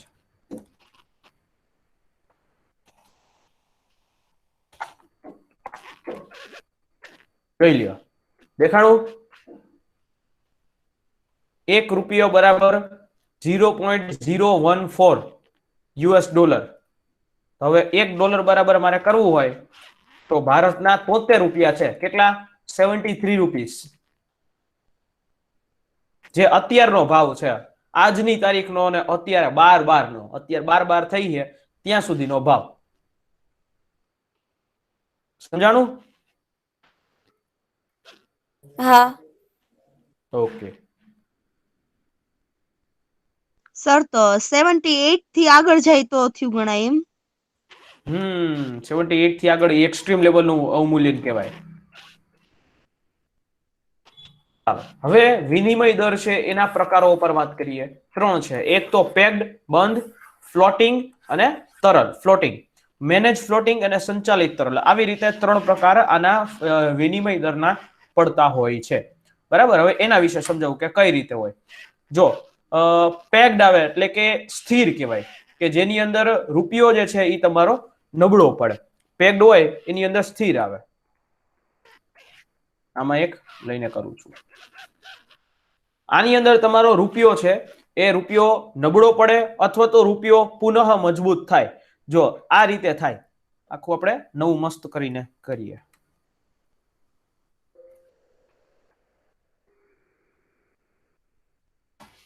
બરાબર. વિનિમય દર છે. આના ઉપરથી જ તમને બેલેન્સ ઓફ પેમેન્ટ સમજાશે ને, એટલા માટે એટલી આપણે મહેનત કરીએ છીએ. અને બેલેન્સ ઓફ પેમેન્ટના ક્વેશ્ચન જનરલી એસડીઆઈ અને ડીવાયએસઓ પૂછે જ છે, એવી વસ્તુ છે. એક કહેવાય પેક્ડ, બીજું આવે મેનેજ ફ્લોટિંગ,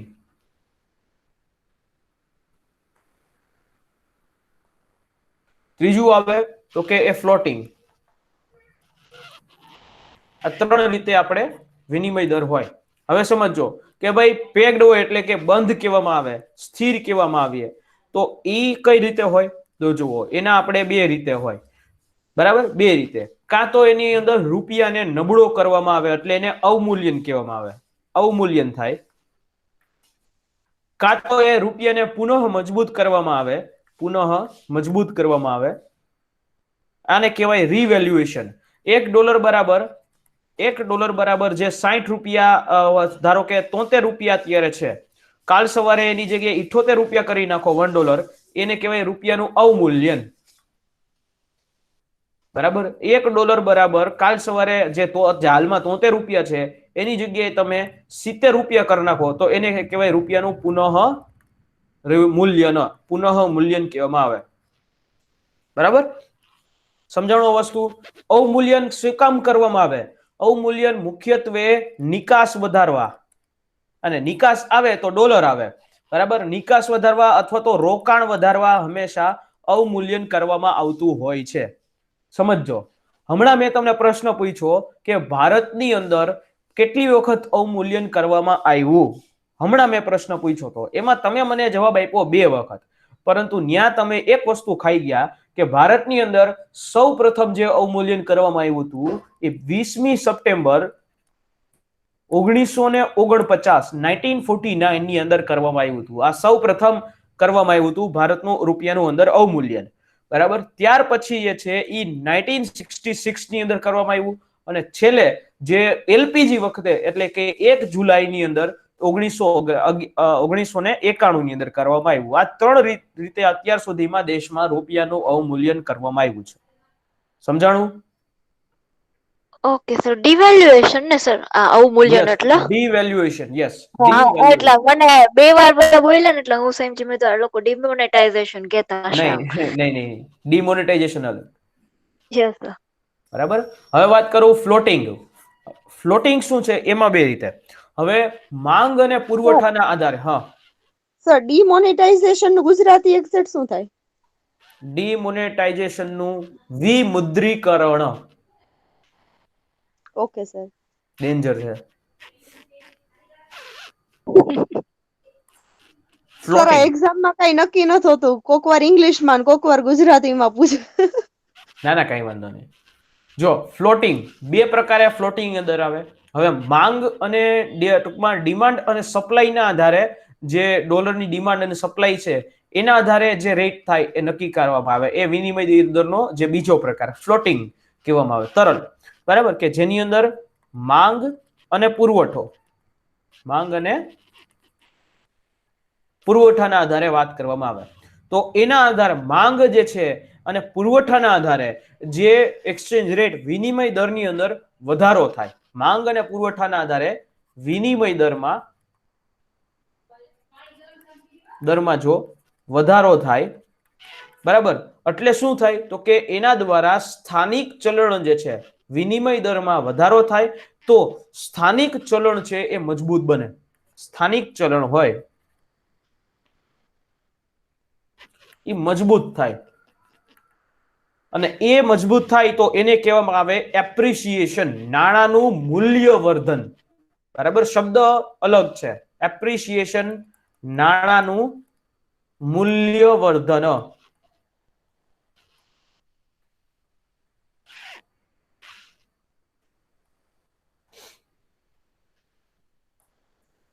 હવે જુઓ, આ પેલો, જો માંગ અને પુરવઠાના આધારે વિનિમય દરને ઘટાડવામાં આવે. બરાબર. જો માંગ અને પુરવઠાના આધારે સેમ માંગ અને પુરવઠાના આધારે જો વિનિમય દર ઘટાડવામાં આવે, ઘટાડો કરો તમે, તો સ્થાનિક ચલણ હોય તમારું રૂપિયો એ નબળો પડે. વિનિમય દરની અંદર ઘટાડો કરવામાં આવે તો સ્થાનિક ચલણ છે એ તમારું નબળું પડે, અને એને શું કહેવામાં આવે તો કે એ નબળું પડે ને એને કહેવામાં આવે ડેપ્રિસિએશન.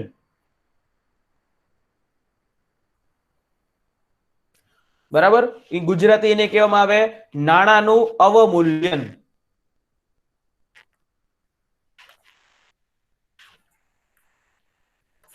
નાણાંનું અવમૂલ્યન.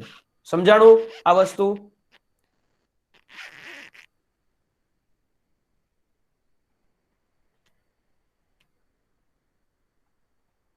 Yes sir. Very good. મેનેજમાં કાંઈ નથી. મેનેજની અંદર પેગ્ડ અને ફ્લોટિંગ નું મિશ્રણ છે. પેગ્ડ અને ફ્લોટિંગ પેગ્ડ અને ફ્લોટિંગ આ બંનેનું મિક્સચર એટલે કે એને કહેવામાં આવે મેનેજ્ડ ફ્લોટિંગ. સમજાણું? પેગ્ડ ની અંદર શું હોય તો કે સોરી પેગ્ડ અને ફ્લોટિંગ આ બંને પદ્ધતિનું મિક્સિંગ એટલે મેનેજ ફ્લોટિંગ કહેવામાં આવે. Done? Yes. Okay, very good. બરાબર, ચાલો. ભારતની અંદર ઉદારીકૃત વિનિમય દર ની વ્યવસ્થા હાલમાં અમલમાં છે. બરાબર, કેવી છે ઉદારીકૃત વિનિમય દરની વ્યવસ્થા હાલના અંદર ભારતમાં એ અવેલેબલ છે? સમજો, એ ઉદારીકૃત વિનિમય દરની વ્યવસ્થા છે એ લેમ્સ ની અંદર એની ઘોષણા કરવામાં આવી. બરાબર, 1992 એલપીજી પછી. અને આમાં બેવડી વિનિમય દર વ્યવસ્થા ભારતે અપનાવવામાં આવી છે. બરાબર, કેવી છે બેવડી વિનિમય દર? બે પ્રકારના એક્સચેન્જ રેટ કોઈને ખબર નથી આ વસ્તુ. એક હોય રૂપિયાની અંદરના બે એક્સચેન્જ રેટ આપણે અપનાવેલા છે, એક અધિકારિક હોય અને બીજો બજાર આધારિત હોય. બે પ્રકારના એક્સચેન્જ રેટ આ બહાર પડે, લોકોને આ વિશે માહિતી હોતી જ નથી. એટલે આ વસ્તુ ઉપર આપણે ખબર છે, આપણને આ બાબતની માહિતી હોવી જ જોઈએ. બરાબર, સમજાય છે? સર હા સર અમે ગ્રેજ્યુએશન કર્યું ને ત્યાં સુધી અમે ઇકોનોમિક્સ ના ટચમાં આવ્યા નથી, એટલે થોડા ક્વેશ્ચન થાય છે. તમને કોઈ પ્રોબ્લેમ નથી ને સર? નહીં, મને કોઈ પણ જાતનો પ્રોબ્લેમ નથી. હું પણ એન્જિનિયરિંગ નો સ્ટુડન્ટ, મારે પણ કોમર્સ લાઈન આવી નહોતી, પણ એમ છતાં મને ઇકોનોમી મને મજા આવતી હતી. એટલે હું તમારા કોઈ સર આમાં કેવું થાય ઇકોનોમીમાં? સર ઇકોનોમીમાં થાય કેવું, તમે સમજાવો ને બધું સમજાઈ જાય, મજા આવે, કઈ વાંધો ના આવે. પણ સર રિવિઝન ન કર્યું ને તો એક્ઝામમાં ડલ. હા, એ તો રિવિઝન તો કરવું પડે ને. સાયન્સ વાળાને તો સાવ એવું છે. પણ હું સાયન્સ નો જ બેકગ્રાઉન્ડ નો વ્યક્તિ છું. સર અત્યાર સુધીના જેટલા પેપર દીધા ને એમાં ઇકોનોમિક્સ માં જ વધારે અટકીએ છીએ, પણ હવે નહીં વાંધો આવે. નહીં સર એમ થાય ટર્મ, સર ઇકોનોમિક ટર્મ બધી ખબર હોય, પણ ક્યાંક ને ક્યાંક કન્સેપ્ચ્યુઅલ ક્લેરિટી થોડીક ઓછી પડે ને તો એ ખોટું જ થઈ જાય છે. ના, કાંઈ વાંધો નહીં, થઈ જશે. બરાબર,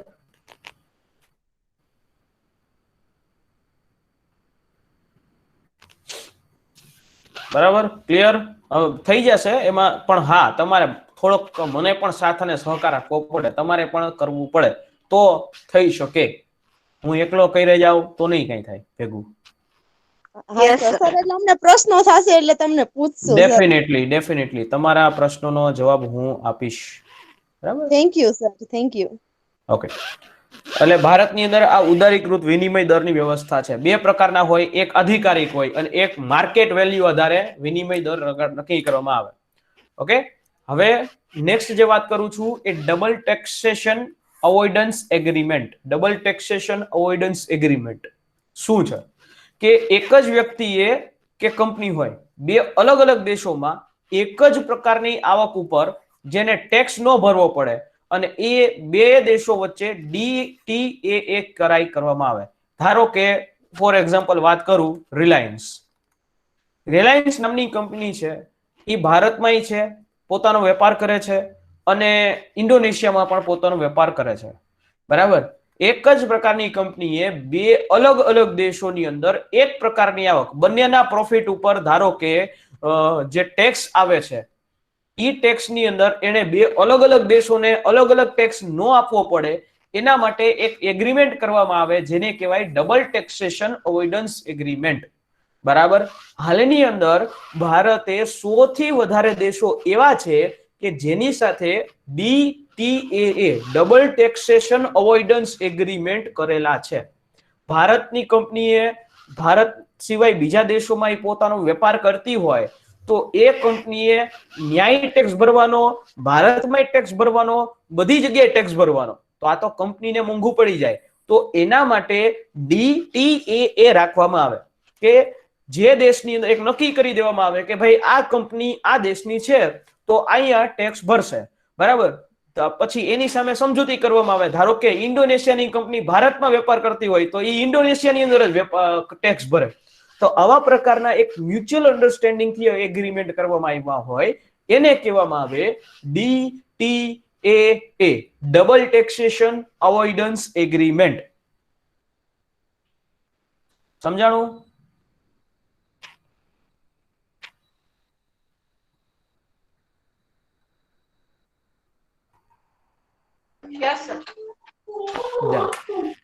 ઓકે, એટલે આવી રીતે ઘણી વખત વસ્તુ થતી હોય અને કંપનીઓ મોસ્ટ ઓફલી આવા પ્રકારે જ કામ કરતા હોય, બરાબર. આવા જ પ્રકારે ઈ કર ચોરી કરવાની જ બાબત ચાલતી હોય.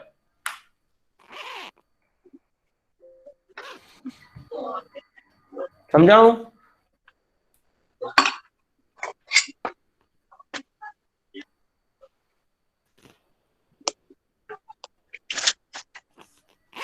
ચાલો નેક્સ્ટ ઉપર આવી જઈએ આપણે.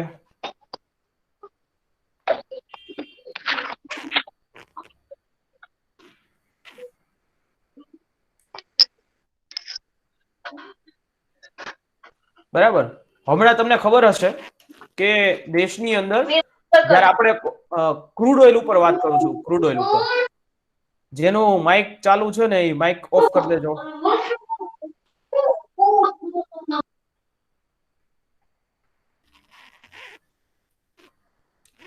ઓકે, બધાને મારો વોઇસ આવે છે ક્લિયર?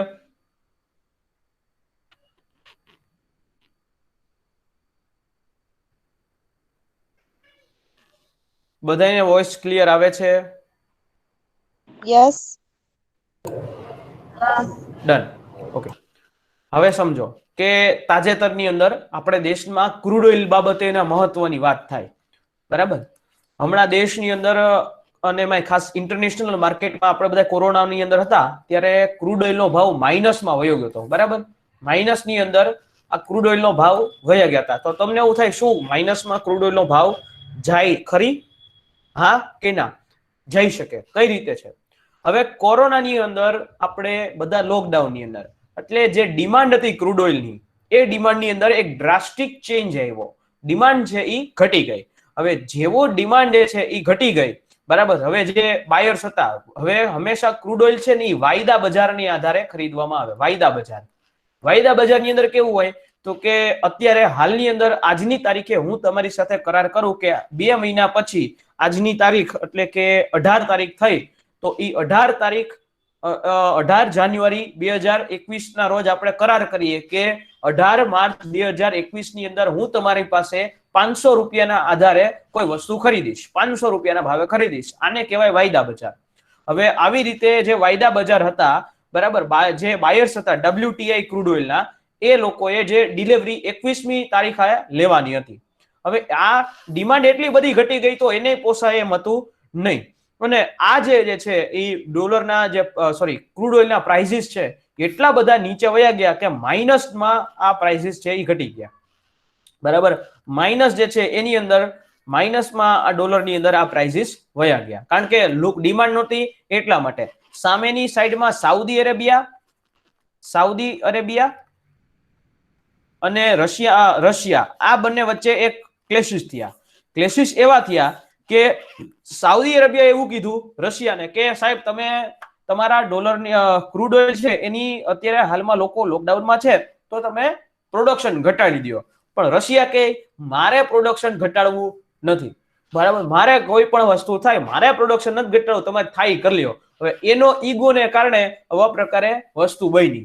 હવે સમજો કે ફ્યુચર કોન્ટ્રાક્ટ મેં તમને હમણાં સમજાવ્યું કે ફ્યુચર કોન્ટ્રાક્ટ કોને કહેવામાં આવે કે અત્યારે હું તમને લખી દઉં કે ભાઈ આવતા મહિને અથવા તો 2 મહિના પછી આપણે આ ડેટના આધારે આટલી વસ્તુ ખરીદશું. આને કહેવાય ફ્યુચર કોન્ટ્રાક્ટ, બરાબર. કે જેની અંદર સેલર હોય એને શું મળે તો કે એ જે ક્રૂડ ઓઇલ છે એ બાય કરશે એટલે કે ખરીદશે, અને બાયર હોય એને જે ડિલિવરી ક્રૂડ ઓઇલની મળવાની હોય એ મળે છે જે નક્કી કરેલા વાત ઉપર. હવે અહીંયા દુનિયાની અંદર તમે 2 પ્રકારના ક્રૂડ ઓઇલ જોવા મળે. એક તો બેરેન્ટ ક્રૂડ કહેવામાં આવે અને WTI ક્રૂડ કહેવામાં આવે, બરાબર. બેરેન્ટ ક્રૂડ છે કે જે ખાસ નોર્થ સી, બરાબર, જે મોસ્ટ ઓફલી એ ઉત્તરના ભાગોમાંથી જે એક્સટ્રેક્ટ કરવામાં આવતું હોય, કાઢવામાં આવતું હોય. જ્યારે જે WTI ક્રૂડ ઓઇલ છે કે જે ખાસ કરીને યુએસએ ની પાસે ના જે ક્રૂડ ઓઇલ છે, બરાબર, ક્રૂડ ઓઇલનો જથ્થો છે એમાંથી કાઢવામાં આવે એને WTI કહેવામાં આવે, બરાબર. આ બંને વસ્તુ ઉપરનો ભેદ છે. બેરેન્ટ ક્રૂડ એટલે આપણે જે અત્યારે વાપરીએ છીએ ને આપણા દેશમાં જે આવે છે ને એ બધું બેરેન્ટ ક્રૂડ છે. શું છે એ? બેરેન્ટ ક્રૂડ છે. કારણ કે આપણે બધા સાઉદી અરેબિયા, ઈરાન, ઈરાક એની પાસે આપણે ક્રૂડ ઓઇલ લઈએ છીએ. એટલે અહીંયા બેરેન્ટ ક્રૂડના પ્રાઇસીસ છે ઈ નક્કી કોણ કરે? તો કે મિત્રો બેરેન્ટ ક્રૂડના પ્રાઇસીસ નક્કી કરવાની જવાબદારી OPEC ની છે, oil and petroleum exporting countries. જ્યારે WTI ક્રૂડ છે એના ભાવો નક્કી કરવાની જવાબદારી એ US ની છે. બરાબર. કોણ નક્કી કરે? તો કે યુનાઇટેડ સ્ટેટ્સ.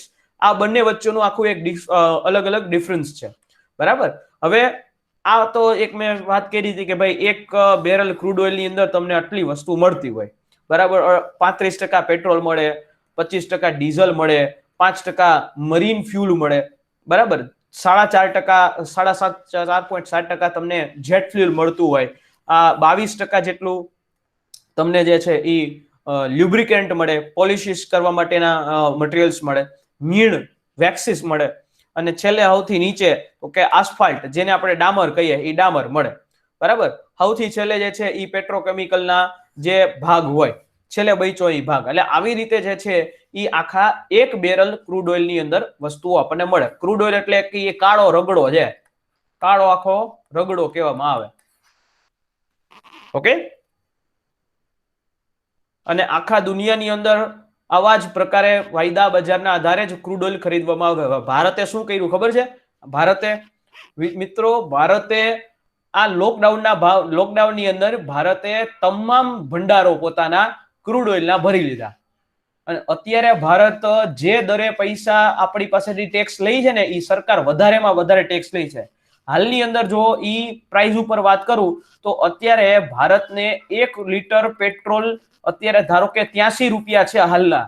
તો ઈ પેટ્રોલની અંદર જે આ મેન્યુફેક્ચરિંગ કોસ્ટ છે એ 1 લીટર પેટ્રોલની ભારતની અંદર બહુ વધારે છે. બરાબર. જો ઈ એને પોસાઈ શકે એમ છે, 1 લીટર પેટ્રોલના ઈ 21 રૂપિયા જેટલું પોસાઈ શકે એમ છે. કારણ કે એટલા પ્રમાણમાં ભારતે ઓછી કિંમતમાં આ બધું ક્રૂડ લઈ લીધું છે. સમજાણું?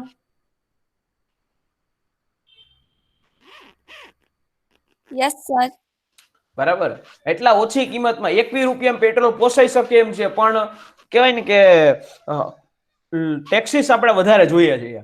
અને ઈ ટેક્સીસનો ભાવ એવડો કર્યો કે રાજ્યએ પોતે ટેક્સ લઈને, સેન્ટરે પોતે ટેક્સ લઈ 83 રૂપિયા પેટ્રોલ પહોંચી ગયું. અને મુંબઈ ને દિલ્હી ત્યાં તો 90 રૂપિયા હેડવા માંડ્યું પેટ્રોલ, ડીઝલ.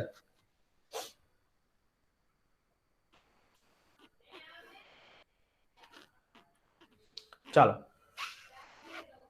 સમજાણું કે નહીં આ ક્રૂડ ઓઇલ બાબતે? ઘણી વખત ઘણા લોકોના મનમાં ક્વેશ્ચન થતા હોય કે આ બધા ક્રૂડ ઓઇલના ભાવ નક્કી કોણ કરે? તો એના ઉપરની વાત કરી મેં.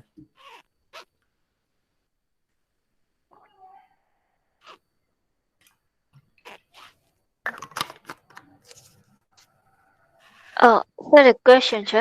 બોલો. ઇન્ડિયામાં આપણે જે ક્રૂડ ઓઇલ એમ કે પરચેસ કરીએ છીએ તો એનું રિઝર્વ કઈ રીતે આપણે કરીએ છીએ? ક્રૂડ ઓઇલ નું કઈ જગ્યાએ? અલગ અલગ જગ્યાએ દેશની અંદરની રિફાઇનરીઓમાં સ્ટોર કરીએ છીએ. ઘણી બધી સ્પેશિયલ જગ્યા પણ બનાવી છે જે સ્ટોર કરવા માટે, ત્યાં આપણે સ્ટોર કરીએ છીએ. ONGC, BPCL, HPCL આ બધી રિફાઇનરીઓ, આ બધી કંપનીઓ છે, એના સ્ટોક બહુ મોટા મોટા હોય. વડોદરા, બરાબર, વડોદરા છે, અહીંયા રાજકોટ છે, બોમ્બે છે, દિલ્હી છે, કેવડા મોટા સ્ટોક હોય. એમાં ભારતે લાભ લઈ લીધો આમાં અને બહુ મોટું સ્ટોરેજ કર્યું છે. હવે નેક્સ્ટ 6 મહિના સુધી ભારત કદાચ ક્રૂડ ઓઇલ ન લઈને તોય ખાય એને વાંધો ન આવે, એટલું સ્ટોરેજ કર્યું છે આપણે, મેક્સિમમ સ્ટોરેજ. અને સર વચ્ચે એક ક્રૂડ ઓઇલ રિલેટેડ ક્રાઇસિસ પણ ચાલતા હતા ને UAE માં ને Saudi Arabia side? Yes, crisis ચાલતા હતા, એ આના જ હતા. સાઉદી અરેબિયા, UAE બધા એમ કહે કે અમે ડિમાન્ડ ઘટી છે તો પ્રોડક્શન ઘટાડી દઈએ. તો રશિયાએ એવું કીધું કે નહીં, ડિમાન્ડ ઘટી છે તો હું પ્રોડક્શન વધારીશ. એનો ઈગો ક્લેશ થયો અને એના લીધે આ વસ્તુ થઈ હતી. સર એટલે જ વચ્ચે બહુ પ્રાઇસ ડાઉન થઈ ગઈ હતી ને? નહીં, ભારતની અંદર પ્રાઇસ હજી સુધી એટલી બધી ડાઉન થઈ જ નથી કે ઇન્ટરનેશનલી એ પ્રાઇસ ડાઉન થઈ ગઈ હતી. ઇન્ટરનેશનલી પ્રાઇસ ડાઉન થઈ ગઈ હતી. તમે Yeah. જે પેટ્રોલ 1 લીટર ખરીદ્યો છો ને ઈ પેટ્રોલ હાલમાં જો ભારત સરકારને દેવું હોય ને તો ઈ 20 રૂપિયાથી લઈ 25 રૂપિયા સુધી એને પોસાઈ શકે એમ છે. બાકીનો તમે ટેક્સ આપો છો. મોસ્ટ ઓફલી ટેક્સ હું ભરું છું. બધી રેવન્યુ જનરેટ થઈ જાય ગવર્મેન્ટ ને. હા સાહેબ. એ હું હંમેશા મારો શબ્દ હોય કે સરકારના 2 કમાઉ દીકરા એટલે પેટ્રોલ અને ડીઝલ. હા. ચાલો હવે આવી જાવ બેલેન્સ ઓફ પેમેન્ટ. બરાબર? હવે તમને ખબર ને આઈફોન આપણે આવી ગયો આઈફોન 12. Yes sir. બરાબર? હવે હું તમને એમ કહું છું કે મારે તમને બધાયને આઈફોન દેવો છે. એટલે ધારો કે અઝમ્પશન.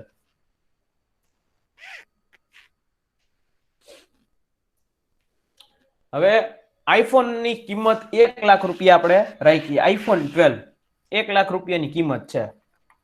બરાબર? તમે દુકાને પૈસા આઈફોન જે છે કોણ બનાવે તો કે એપલ.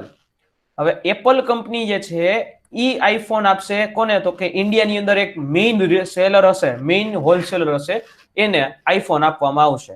હવે આ તો બહુ મોટો સ્ટોક હશે. એપલ કંપની જે છે એ કેમાં પેમેન્ટ લે છે તો કે ડોલરની અંદર પેમેન્ટ લે છે. બરાબર? કેમાં? ડોલરની અંદર. ઇન્ડિયાનો આ મેઇન હોલસેલર. હવે ઈ મેઇન હોલસેલર ઈ અલગ અલગ હોલસેલર છે જે સ્ટેટ હોલસેલર હશે એને ઈ આઈફોન્સ આપશે. ત્યાંથી તમે રિટેલની અંદર તમે ખરીદો છો. હવે તમે જે વસ્તુ ખરીદશો ઈ કેમાં તમે પે કરશો તો કે રૂપિયાની અંદર. રૂપિયામાં પે કરશો ને? બરાબર? ઈ કેને કરશો તો કે રિટેલરને. રિટેલર પે કરશે આગળ કેમાં તો કે એ રૂપિયામાં કરશે. અને ત્યાંથી પહોંચશે રૂપિયાની અંદર પેમેન્ટ ઈ મેઇન ઇન્ડિયાનો હોલસેલર હશે એના પર. હવે આ જે એક્સચેન્જ રેટ નક્કી કરવામાં આવે ઈ આખી જ વસ્તુઓ આવી ઉપર હોય. શું કામ તો કે રૂપિયાના આધારે હાલમાં ડોલરની અંદર આઈફોનનો ભાવ કેટલો તો કે એટલા પ્રમાણમાં ઈ આજે ઇન્ડિયાનો મેઇન હોલસેલર છે ઈ એપલ કંપનીને એટલા ડોલર્સ આપશે. તમારી પાસેથી પેમેન્ટ લીધું રૂપિયામાં અને ઈ પેમેન્ટ ગયું કેમાં? ડોલરમાં. બરાબર? ઈ એક્સચેન્જ રેટ ઉપર ડોલરમાં નક્કી થાય. એટલે આવી રીતે તો ઘણી બધી રીતે દેશમાં ડોલર આવતા હોય ને જાતા હોય. શું? ડોલર આવતા હોય ને જાતા હોય. આ જે ડોલર આવતા ને જાતાની વસ્તુ છે એને કહેવામાં આવે લેણ દેણની તુલા. બરાબર? તમે કેટલા પ્રમાણમાં વિદેશી ચલણ ચૂકવો છો, કેટલા પ્રમાણમાં મેળવો છો, ઈ બે વચ્ચેની જે બેલેન્સ થાય છે એને કહેવામાં આવે લેણ દેણની તુલા, બેલેન્સ ઓફ પેમેન્ટ. બરાબર? સમજણું પહેલા તો? Yes sir. ઓકે? આ વસ્તુ એક ઇમ્પોર્ટન્ટ કે ભાઈ આ લેણ દેણની તુલા છે ઈ કોને કહેવામાં આવે કે જેટલા પ્રમાણમાં તમે ચૂકવણી થતી હોય. હવે આ ડોલર તમને કઈ રીતે મળે? હું ડોલરનું જ એક્ઝામ્પલ આપું છું મોસ્ટ ઓફલી કે ડોલર છે એ તમને કઈ કઈ રીતે મળતા હોય. તમારા બહારના કોઈ તમારા કઝિન રહેતા હોય યુએસએ ની અંદર ઈ તમને અહીંયા પૈસા મોકલાવતા હોય એના દ્વારા મળી શકે. અથવા તો તમે કોઈ વસ્તુ લ્યો કોઈ દેશ દ્વારા એના દ્વારા લોન ચૂકવવામાં આવતી હોય એના દ્વારા મળે. અહીંથી પાછું એટલા પ્રમાણમાં ડેઈલીના પૈસા આવતા ને જતા હોય. ડોલર આવે ને જાય એ ડેઈલીનું ટ્રાન્ઝેક્શન થાય. બરાબર? એ કહેવામાં આવે બેલેન્સ ઓફ પેમેન્ટ. હવે આવી જે ચૂકવણીની સમતુલા કહેવામાં આવે એ જનરલી ચાલુ ખાતાની અંદર 1 વર્ષમાં થતા હોય એવા ગણવામાં આવે અને મૂડી ખાતાની અંદર 1 વર્ષ કરતા વધુ હોય અથવા તો લાંબા ગાળાના હોય એના માટે આ બેલેન્સ ઓફ પેમેન્ટ ગણવામાં આવતું હોય. હવે અહીંયા બેલેન્સ ઓફ પેમેન્ટ તમને સમજાઈ ગયું છે. પરંતુ અહીંયા એક પ્રશ્ન એવો ઊભો થાય કે સાહેબ આ જે ચાલુ ખાતા અને મૂડી ખાતા છે ઈ છે શું?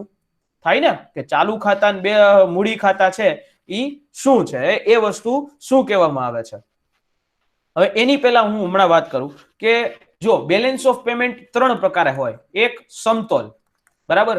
જેટલા રૂપિયા તમે જેટલા ડોલર તમે દેશ ગુમાવતો હોય, જેટલા ડોલરનું પેમેન્ટ કરતો હોય એટલા જ ડોલરનું દરરોજ સામે પેમેન્ટ આવી જાય. ધારો કે આજે આપણા દેશની અંદરથી $5000 ગયા યુએસએ ની અંદર તો $5000 ફરી પાછા આપણા દિવસની અંદર આવી ગયા. આ જે કન્ડિશન કહેવામાં આવે એ સમતોલ કન્ડિશન કહેવામાં આવે. બરાબર? શું કહેવામાં આવે? સમતોલ વેપાર તુલા કહેવામાં આવે. સમતોલ બીઓપી કહેવામાં આવે. ત્યાર પછી આવે પ્રતિકૂળ બીઓપી. પ્રતિકૂળ બીઓપી એટલે કે વેપાર તુલા. હવે આ જે વસ્તુ છે એની અંદર કેવું હોય તો કે તમારી પાસે આપણા દેશ છે ઈ વધારે પ્રમાણમાં ડોલર આપણા દેશમાંથી જાય છે જ્યારે બહારના દેશોમાંથી ઓછા માત્રાની અંદર ડોલર્સ આવે છે. ધારો કે એક દિવસનું ડોલરનું ટ્રાન્ઝેક્શન $5000 એ આપણા દેશની અંદર આવ્યા, તો એની સામે આપણા દેશની અંદર $8,000 જે આપણે સામે ચૂકવા, તો આના દ્વારા શું તો કે ડોલર આપણા દેશમાંથી વધારે બહાર જાય છે. આ કહેવાય પ્રતિકૂળ વેપાર તુલા. અને અનુકૂળ વેપાર તુલા, અનુકૂળ જે છે વેપાર તુલા એટલે કે શું તો કે $5,000 આપણે ચૂકવવાના અને $8,000 આવે છે, તો $3,000 નો આપણને ફાયદો થયો. આને કહેવાય અનુકૂળ વેપાર તુલા. આ ત્રણેય શબ્દો સમજાણા પહેલા તો?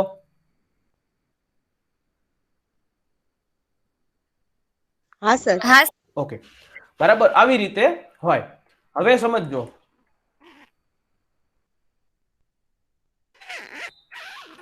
ઓકે, હવે જે વસ્તુ સમજાવું છું ને એ સમજો કે ચાલુ ખાતું શું, મૂડી ખાતું શું.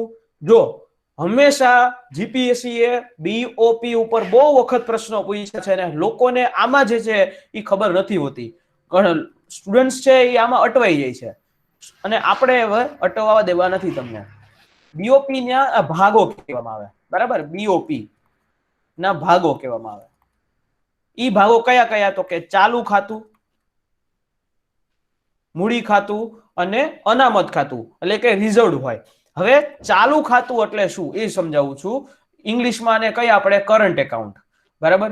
શું કરંટ એકાઉન્ટ? હવે સમજો કરંટ એકાઉન્ટ એટલે શું તો કે ચાલુ ખાતાની અંદર દેશની અંદરની જે આયાત નિકાસ, બરાબર, પ્રવાસી ખર્ચ, વાહન વ્યવહાર, વીમો, આ બધી વસ્તુને ચાલુ ખાતામાં નોંધવામાં આવે. પ્રવાસી ખર્ચ, તમે ટ્રાવેલ કરો ને એ ટ્રાવેલનો ખર્ચ પણ એ ચાલુ ખાતામાં ગણવામાં આવે, બરાબર? ત્યાર પછી વીમો, ઇન્સ્યોરન્સ લ્યો, એ વસ્તુ પણ દેશના ચાલુ ખાતામાં ગણવામાં આવે. સમજાય? વસ્તુ સમજમાં આવી? વીમો, આ બધી વસ્તુ દેશનું કરંટ એકાઉન્ટ કહેવાય. કરંટ એકાઉન્ટ સમજો. ચાલુ ખાતા છે એટલે કે એ ચાલુ ખાતાની અંદર અભૌતિક, અદ્રશ્ય સેવાઓની આયાત નિકાસ થાય. વિદેશોની અંદર વિદેશી જે છે વિદેશોમાં કરવામાં આવે, એટલે કે વિદેશીઓ દ્વારા વિદેશીઓએ દેશની અંદર કોઈ મૂડી રોકાણ કર્યું છે એ વસ્તુ પણ ચાલુ ખાતાની અંદર આવે. દેશના નાગરિકોએ વિદેશી નાગરિકોને આપેલી કે વિદેશો પાસેથી મેળવેલી ભેટ સોગાદો એ પણ ચાલુ ખાતાની અંદર આવે. સરકારે વિદેશોની ચૂકવવામાં આવેલું કોઈ યુદ્ધ દંડ છે અથવા તો તેની પાસેથી કોઈ વિદેશો પાસેથી મેળવેલ યુદ્ધ દંડ એને પણ આની અંદર સામેલ કરવામાં આવે ચાલુ ખાતામાં. કોઈ સરકારે ગ્રાન્ટ મેળવી છે અથવા તો ગ્રાન્ટ દીધી છે એ પણ આની અંદર સામેલ કરવામાં આવે ચાલુ ખાતાની અંદર, બરાબર? ખાસ યાદ રાખવાનું કે current account, balance of payment of current account જે છે કે જેમાં તમામ પ્રકારની દ્રશ્ય અને અદ્રશ્ય આયાત નિકાસ એ ધ્યાનમાં લેવામાં આવે. યાદ રાખવાનું, દ્રશ્ય અને અદ્રશ્ય આયાત નિકાસ એ હંમેશા ધ્યાનમાં લેવામાં આવતું હોય. સમજાણું? ચાલુ ખાતું હજી લખી દઉં. જો મૂડી રોકાણ, દેશમાં મૂડી રોકાણ થાય એ દેશના ચાલુ ખાતામાં જવામાં આવે, બરાબર? દેશના નાગરિકોએ વિદેશના નાગરિકોને આપેલી અથવા તો વિદેશીઓ પાસેથી મેળવેલી ભેટ સોગાદો.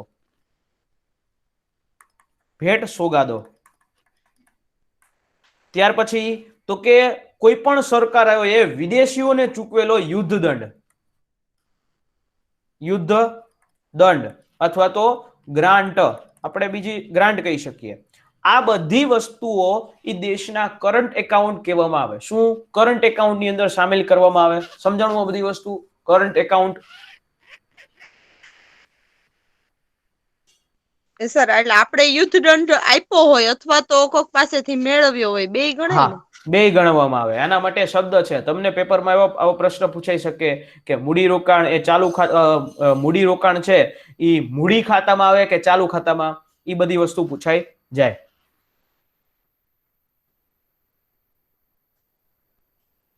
મૂડી રોકાણ ઉપરની આવકો, મૂડી રોકાણ ઉપરની, એફડીઆઈ રોકાણ ઉપરની આવકો,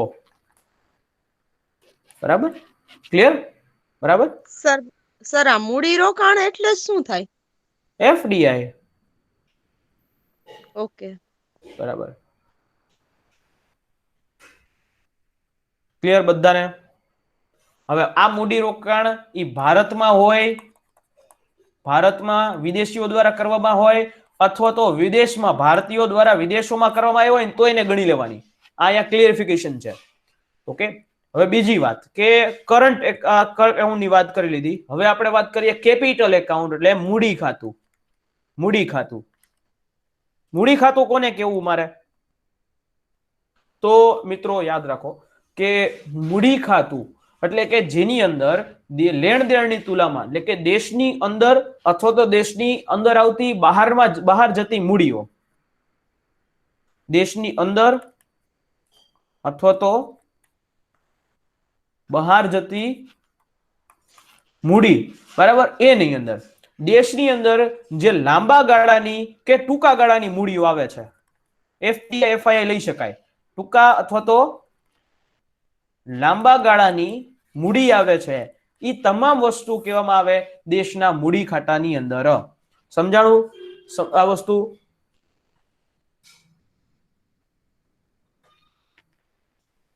સર બે વચ્ચેનો ભેદ નથી ક્લિયર થતો, ચાલુ ને મૂડી વચ્ચે. ઓકે.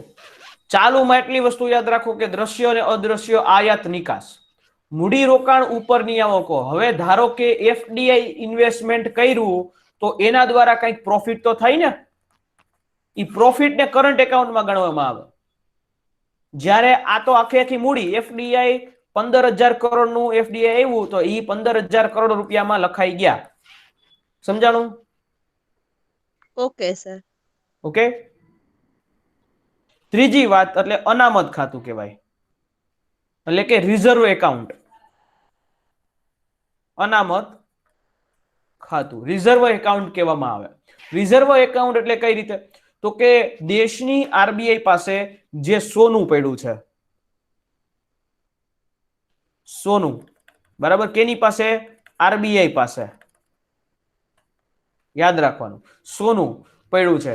ત્યાર પછી સ્પેશિયલ ડ્રોવિંગ રાઇટ્સ એસડીઆર બાસ્કેટ્સ આવે એ, અથવા તો દેશના પાસે જે ફોરેન એક્સચેન્જ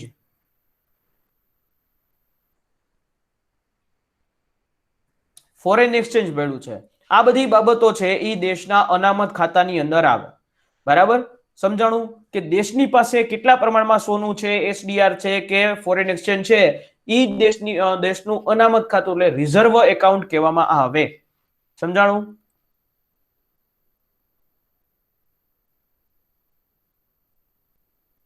ક્લિયર થયું? Yes sir.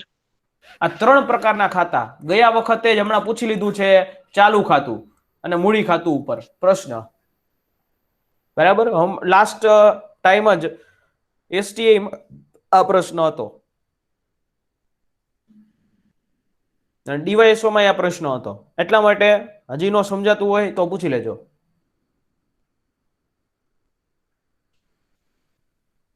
સર આ મૂડી ખાતાની અંદર દેશ અને વિદેશની વચ્ચે જે લેવડ દેવડ છે એની જ ગણના થાય આમાં, કે પછી દેશની પોતાની અંદરની લેવડ દેવડ હોય એની ગણના થાય? એમ દેશની અને બીજા દેશની સાથેની ઇન્ટરનેશનલ જ ગણવાનું સર? હા, દેશની બીજા દેશની સાથેની ઈ ગણવાનું. આયાત અને નિકાસ જે કરો એ મૂડી ખાતાની અંદર, તો કે દેશની અંદર કોઈ મૂડી રોકાણ થયું અને દેશની બહાર જતું પણ મૂડી રોકાણ. એટલે આમાં ડોમેસ્ટિક ની કઈ ગણના ન થાય સર? નહીં થાય ને, ડોમેસ્ટિક એ થાય ને ઇન્ટરનેશનલ થાય, બંને વસ્તુ ભેગી આવે. બંને વસ્તુ થશે. Okay sir. ઓકે. તો જ એને બીઓપી કહી શકાય, તો જ ચાલુ ખાતું કહેવાય, તો જ મૂડી એકાઉન્ટ કહેવાય, તો જ અનામત ખાતું કહેવાય.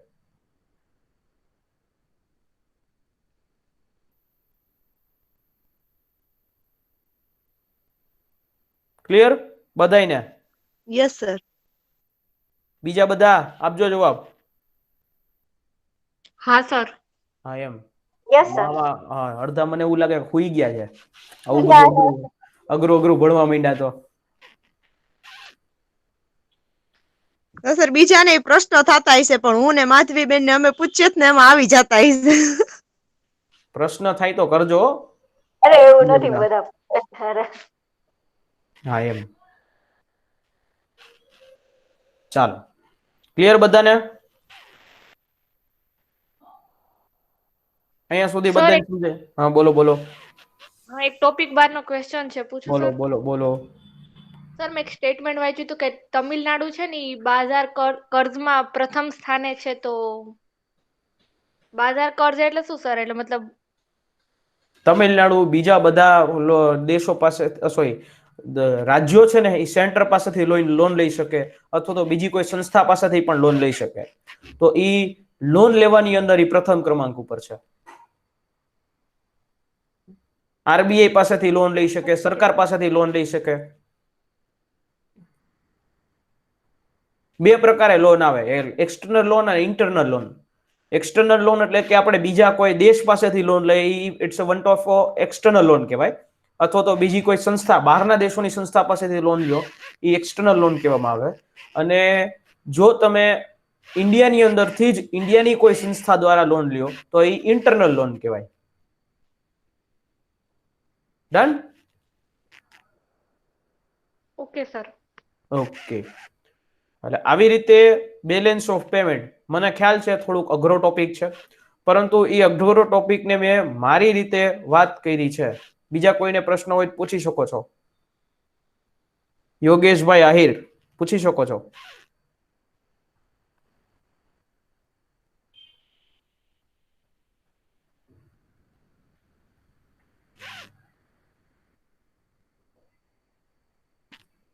બરાબર? ચાલો સમજાઈ ગયું બધાને? Yes sir. યસ. ઓકે. તો આવી રીતે છે એ આખી બેલેન્સ ઓફ પેમેન્ટ ની અંદર વાત થાય. 3 પ્રકારે ખાતા: ચાલુ ખાતા, મૂડી ખાતા અને રિઝર્વડ એકાઉન્ટ તરીકે ઓળખવામાં આવે. 3 પ્રકારના ખાતાઓ હોય છે બીઓપી ની અંદર. આ વસ્તુ હંમેશા યાદ રાખવાની, ભૂલવાની નહીં. બરાબર? આના ઉપર પ્રશ્નો પૂછાતા. અને બીજી વાત કે આમ તો એમ જ કહેવાય કે આ પોઝિટિવ હોય બરાબર છે, એ સારું કે એમ balance of payment. Sir positive હોવું નેગેટિવ જોઈએ. હોય તો એ હેલ્ધી ઇકોનોમી છે એમ બતાવી શકે ને, કેમ કે ઇન્ડિયાનું તો ઓલવેઝ નેગેટિવ જ હોય છે.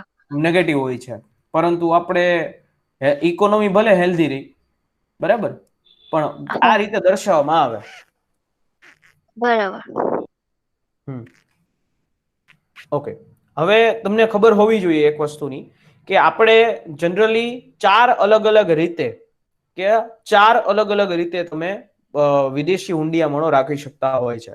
વિદેશી મુદ્રા ભંડાર 4 રીતે હોય. બરાબર? 4 અલગ અલગ તત્વો એની અંદર હોય, જે આપણે વિદેશી હુંડિયામણ કહે.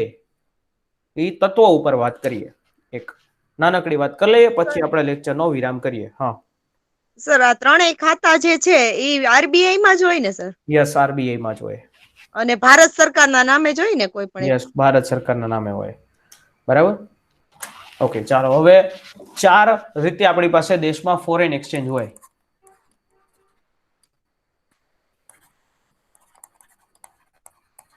ફોરેન એક્સચેન્જ 4 રીતે હોય. હવે એમાં પહેલી રીત કહું છું તમને, કે જે તમારી પાસે વિદેશી કંપનીઓ દ્વારા તો જે વિદેશી સંપત્તિઓ હોય છે, વિદેશી સંપત્તિઓ,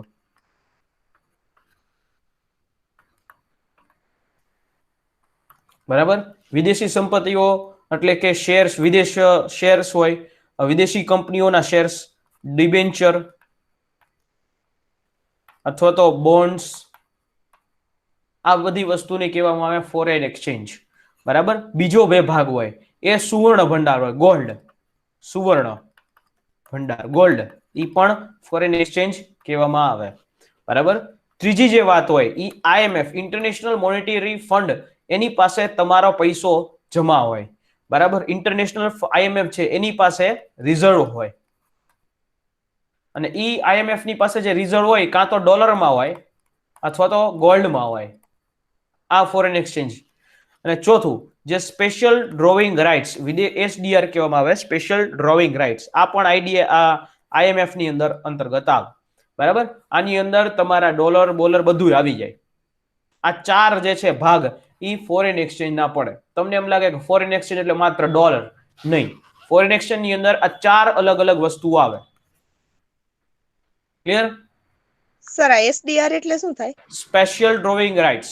હવે special drawing rights SDR basket આવે. આઈએમએફ ની અંદર દરેક દેશોને જેટલા પ્રમાણમાં લોન લેવી હોય, તો આઈએમએફ ની અંદર પહેલા તો એ વાત કહી દઉં કે હાલની અંદર 189 સભ્ય દેશો છે. આઈએમએફ એ ઇન્ટરનેશનલ મોનેટરી ફંડ. વોશિંગ્ટન સંમેલન 1946 ની આધારે એની સ્થાપના કરવામાં આવી સમગ્ર વિશ્વની અંદર વર્લ્ડ બેંકની સાથે જ. જે દેશ આઈએમએફ માં સભ્ય દેશ છે એ દેશ ઓટોમેટિકલી વર્લ્ડ બેંકની અંદર સભ્ય બની જશે. બરાબર? આઈએમએફ ની અંદર દરેક દેશો પાસે એક કોટા હોય કે આના આધારે એને ત્યાં થોડુંક રિઝર્વ રાખવું પડે.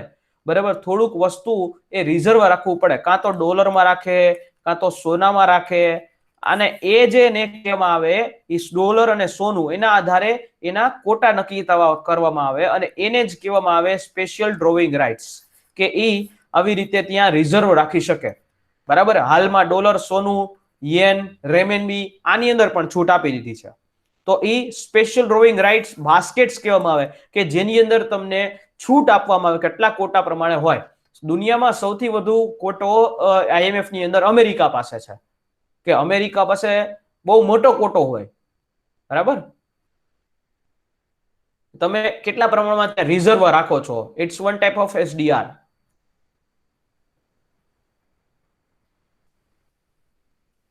Okay sir. Done? Yes. Okay. તો આજના લેક્ચરમાં તમામ ને પ્રશ્નોનું સોલ્યુશન થઈ ગયું બધાને? ક્લિયર બધાને? Yes sir. આજનો લેક્ચરનો વિરામ આપણે અહીંયા આપીએ. ફરી પાછા આપણે આવતીકાલે નવા ટોપિકની સાથે, સાયન્સ એન્ડ ટેકની સાથે અહીંયા ઉપસ્થિત થાશું. બરાબર? 11 વાગ્યે. એટલે ભૂલતા નહીં, આવતીકાલથી સબ્જેક્ટ પણ બદલું છું અને કરંટનો સબ્જેક્ટ લઈશ.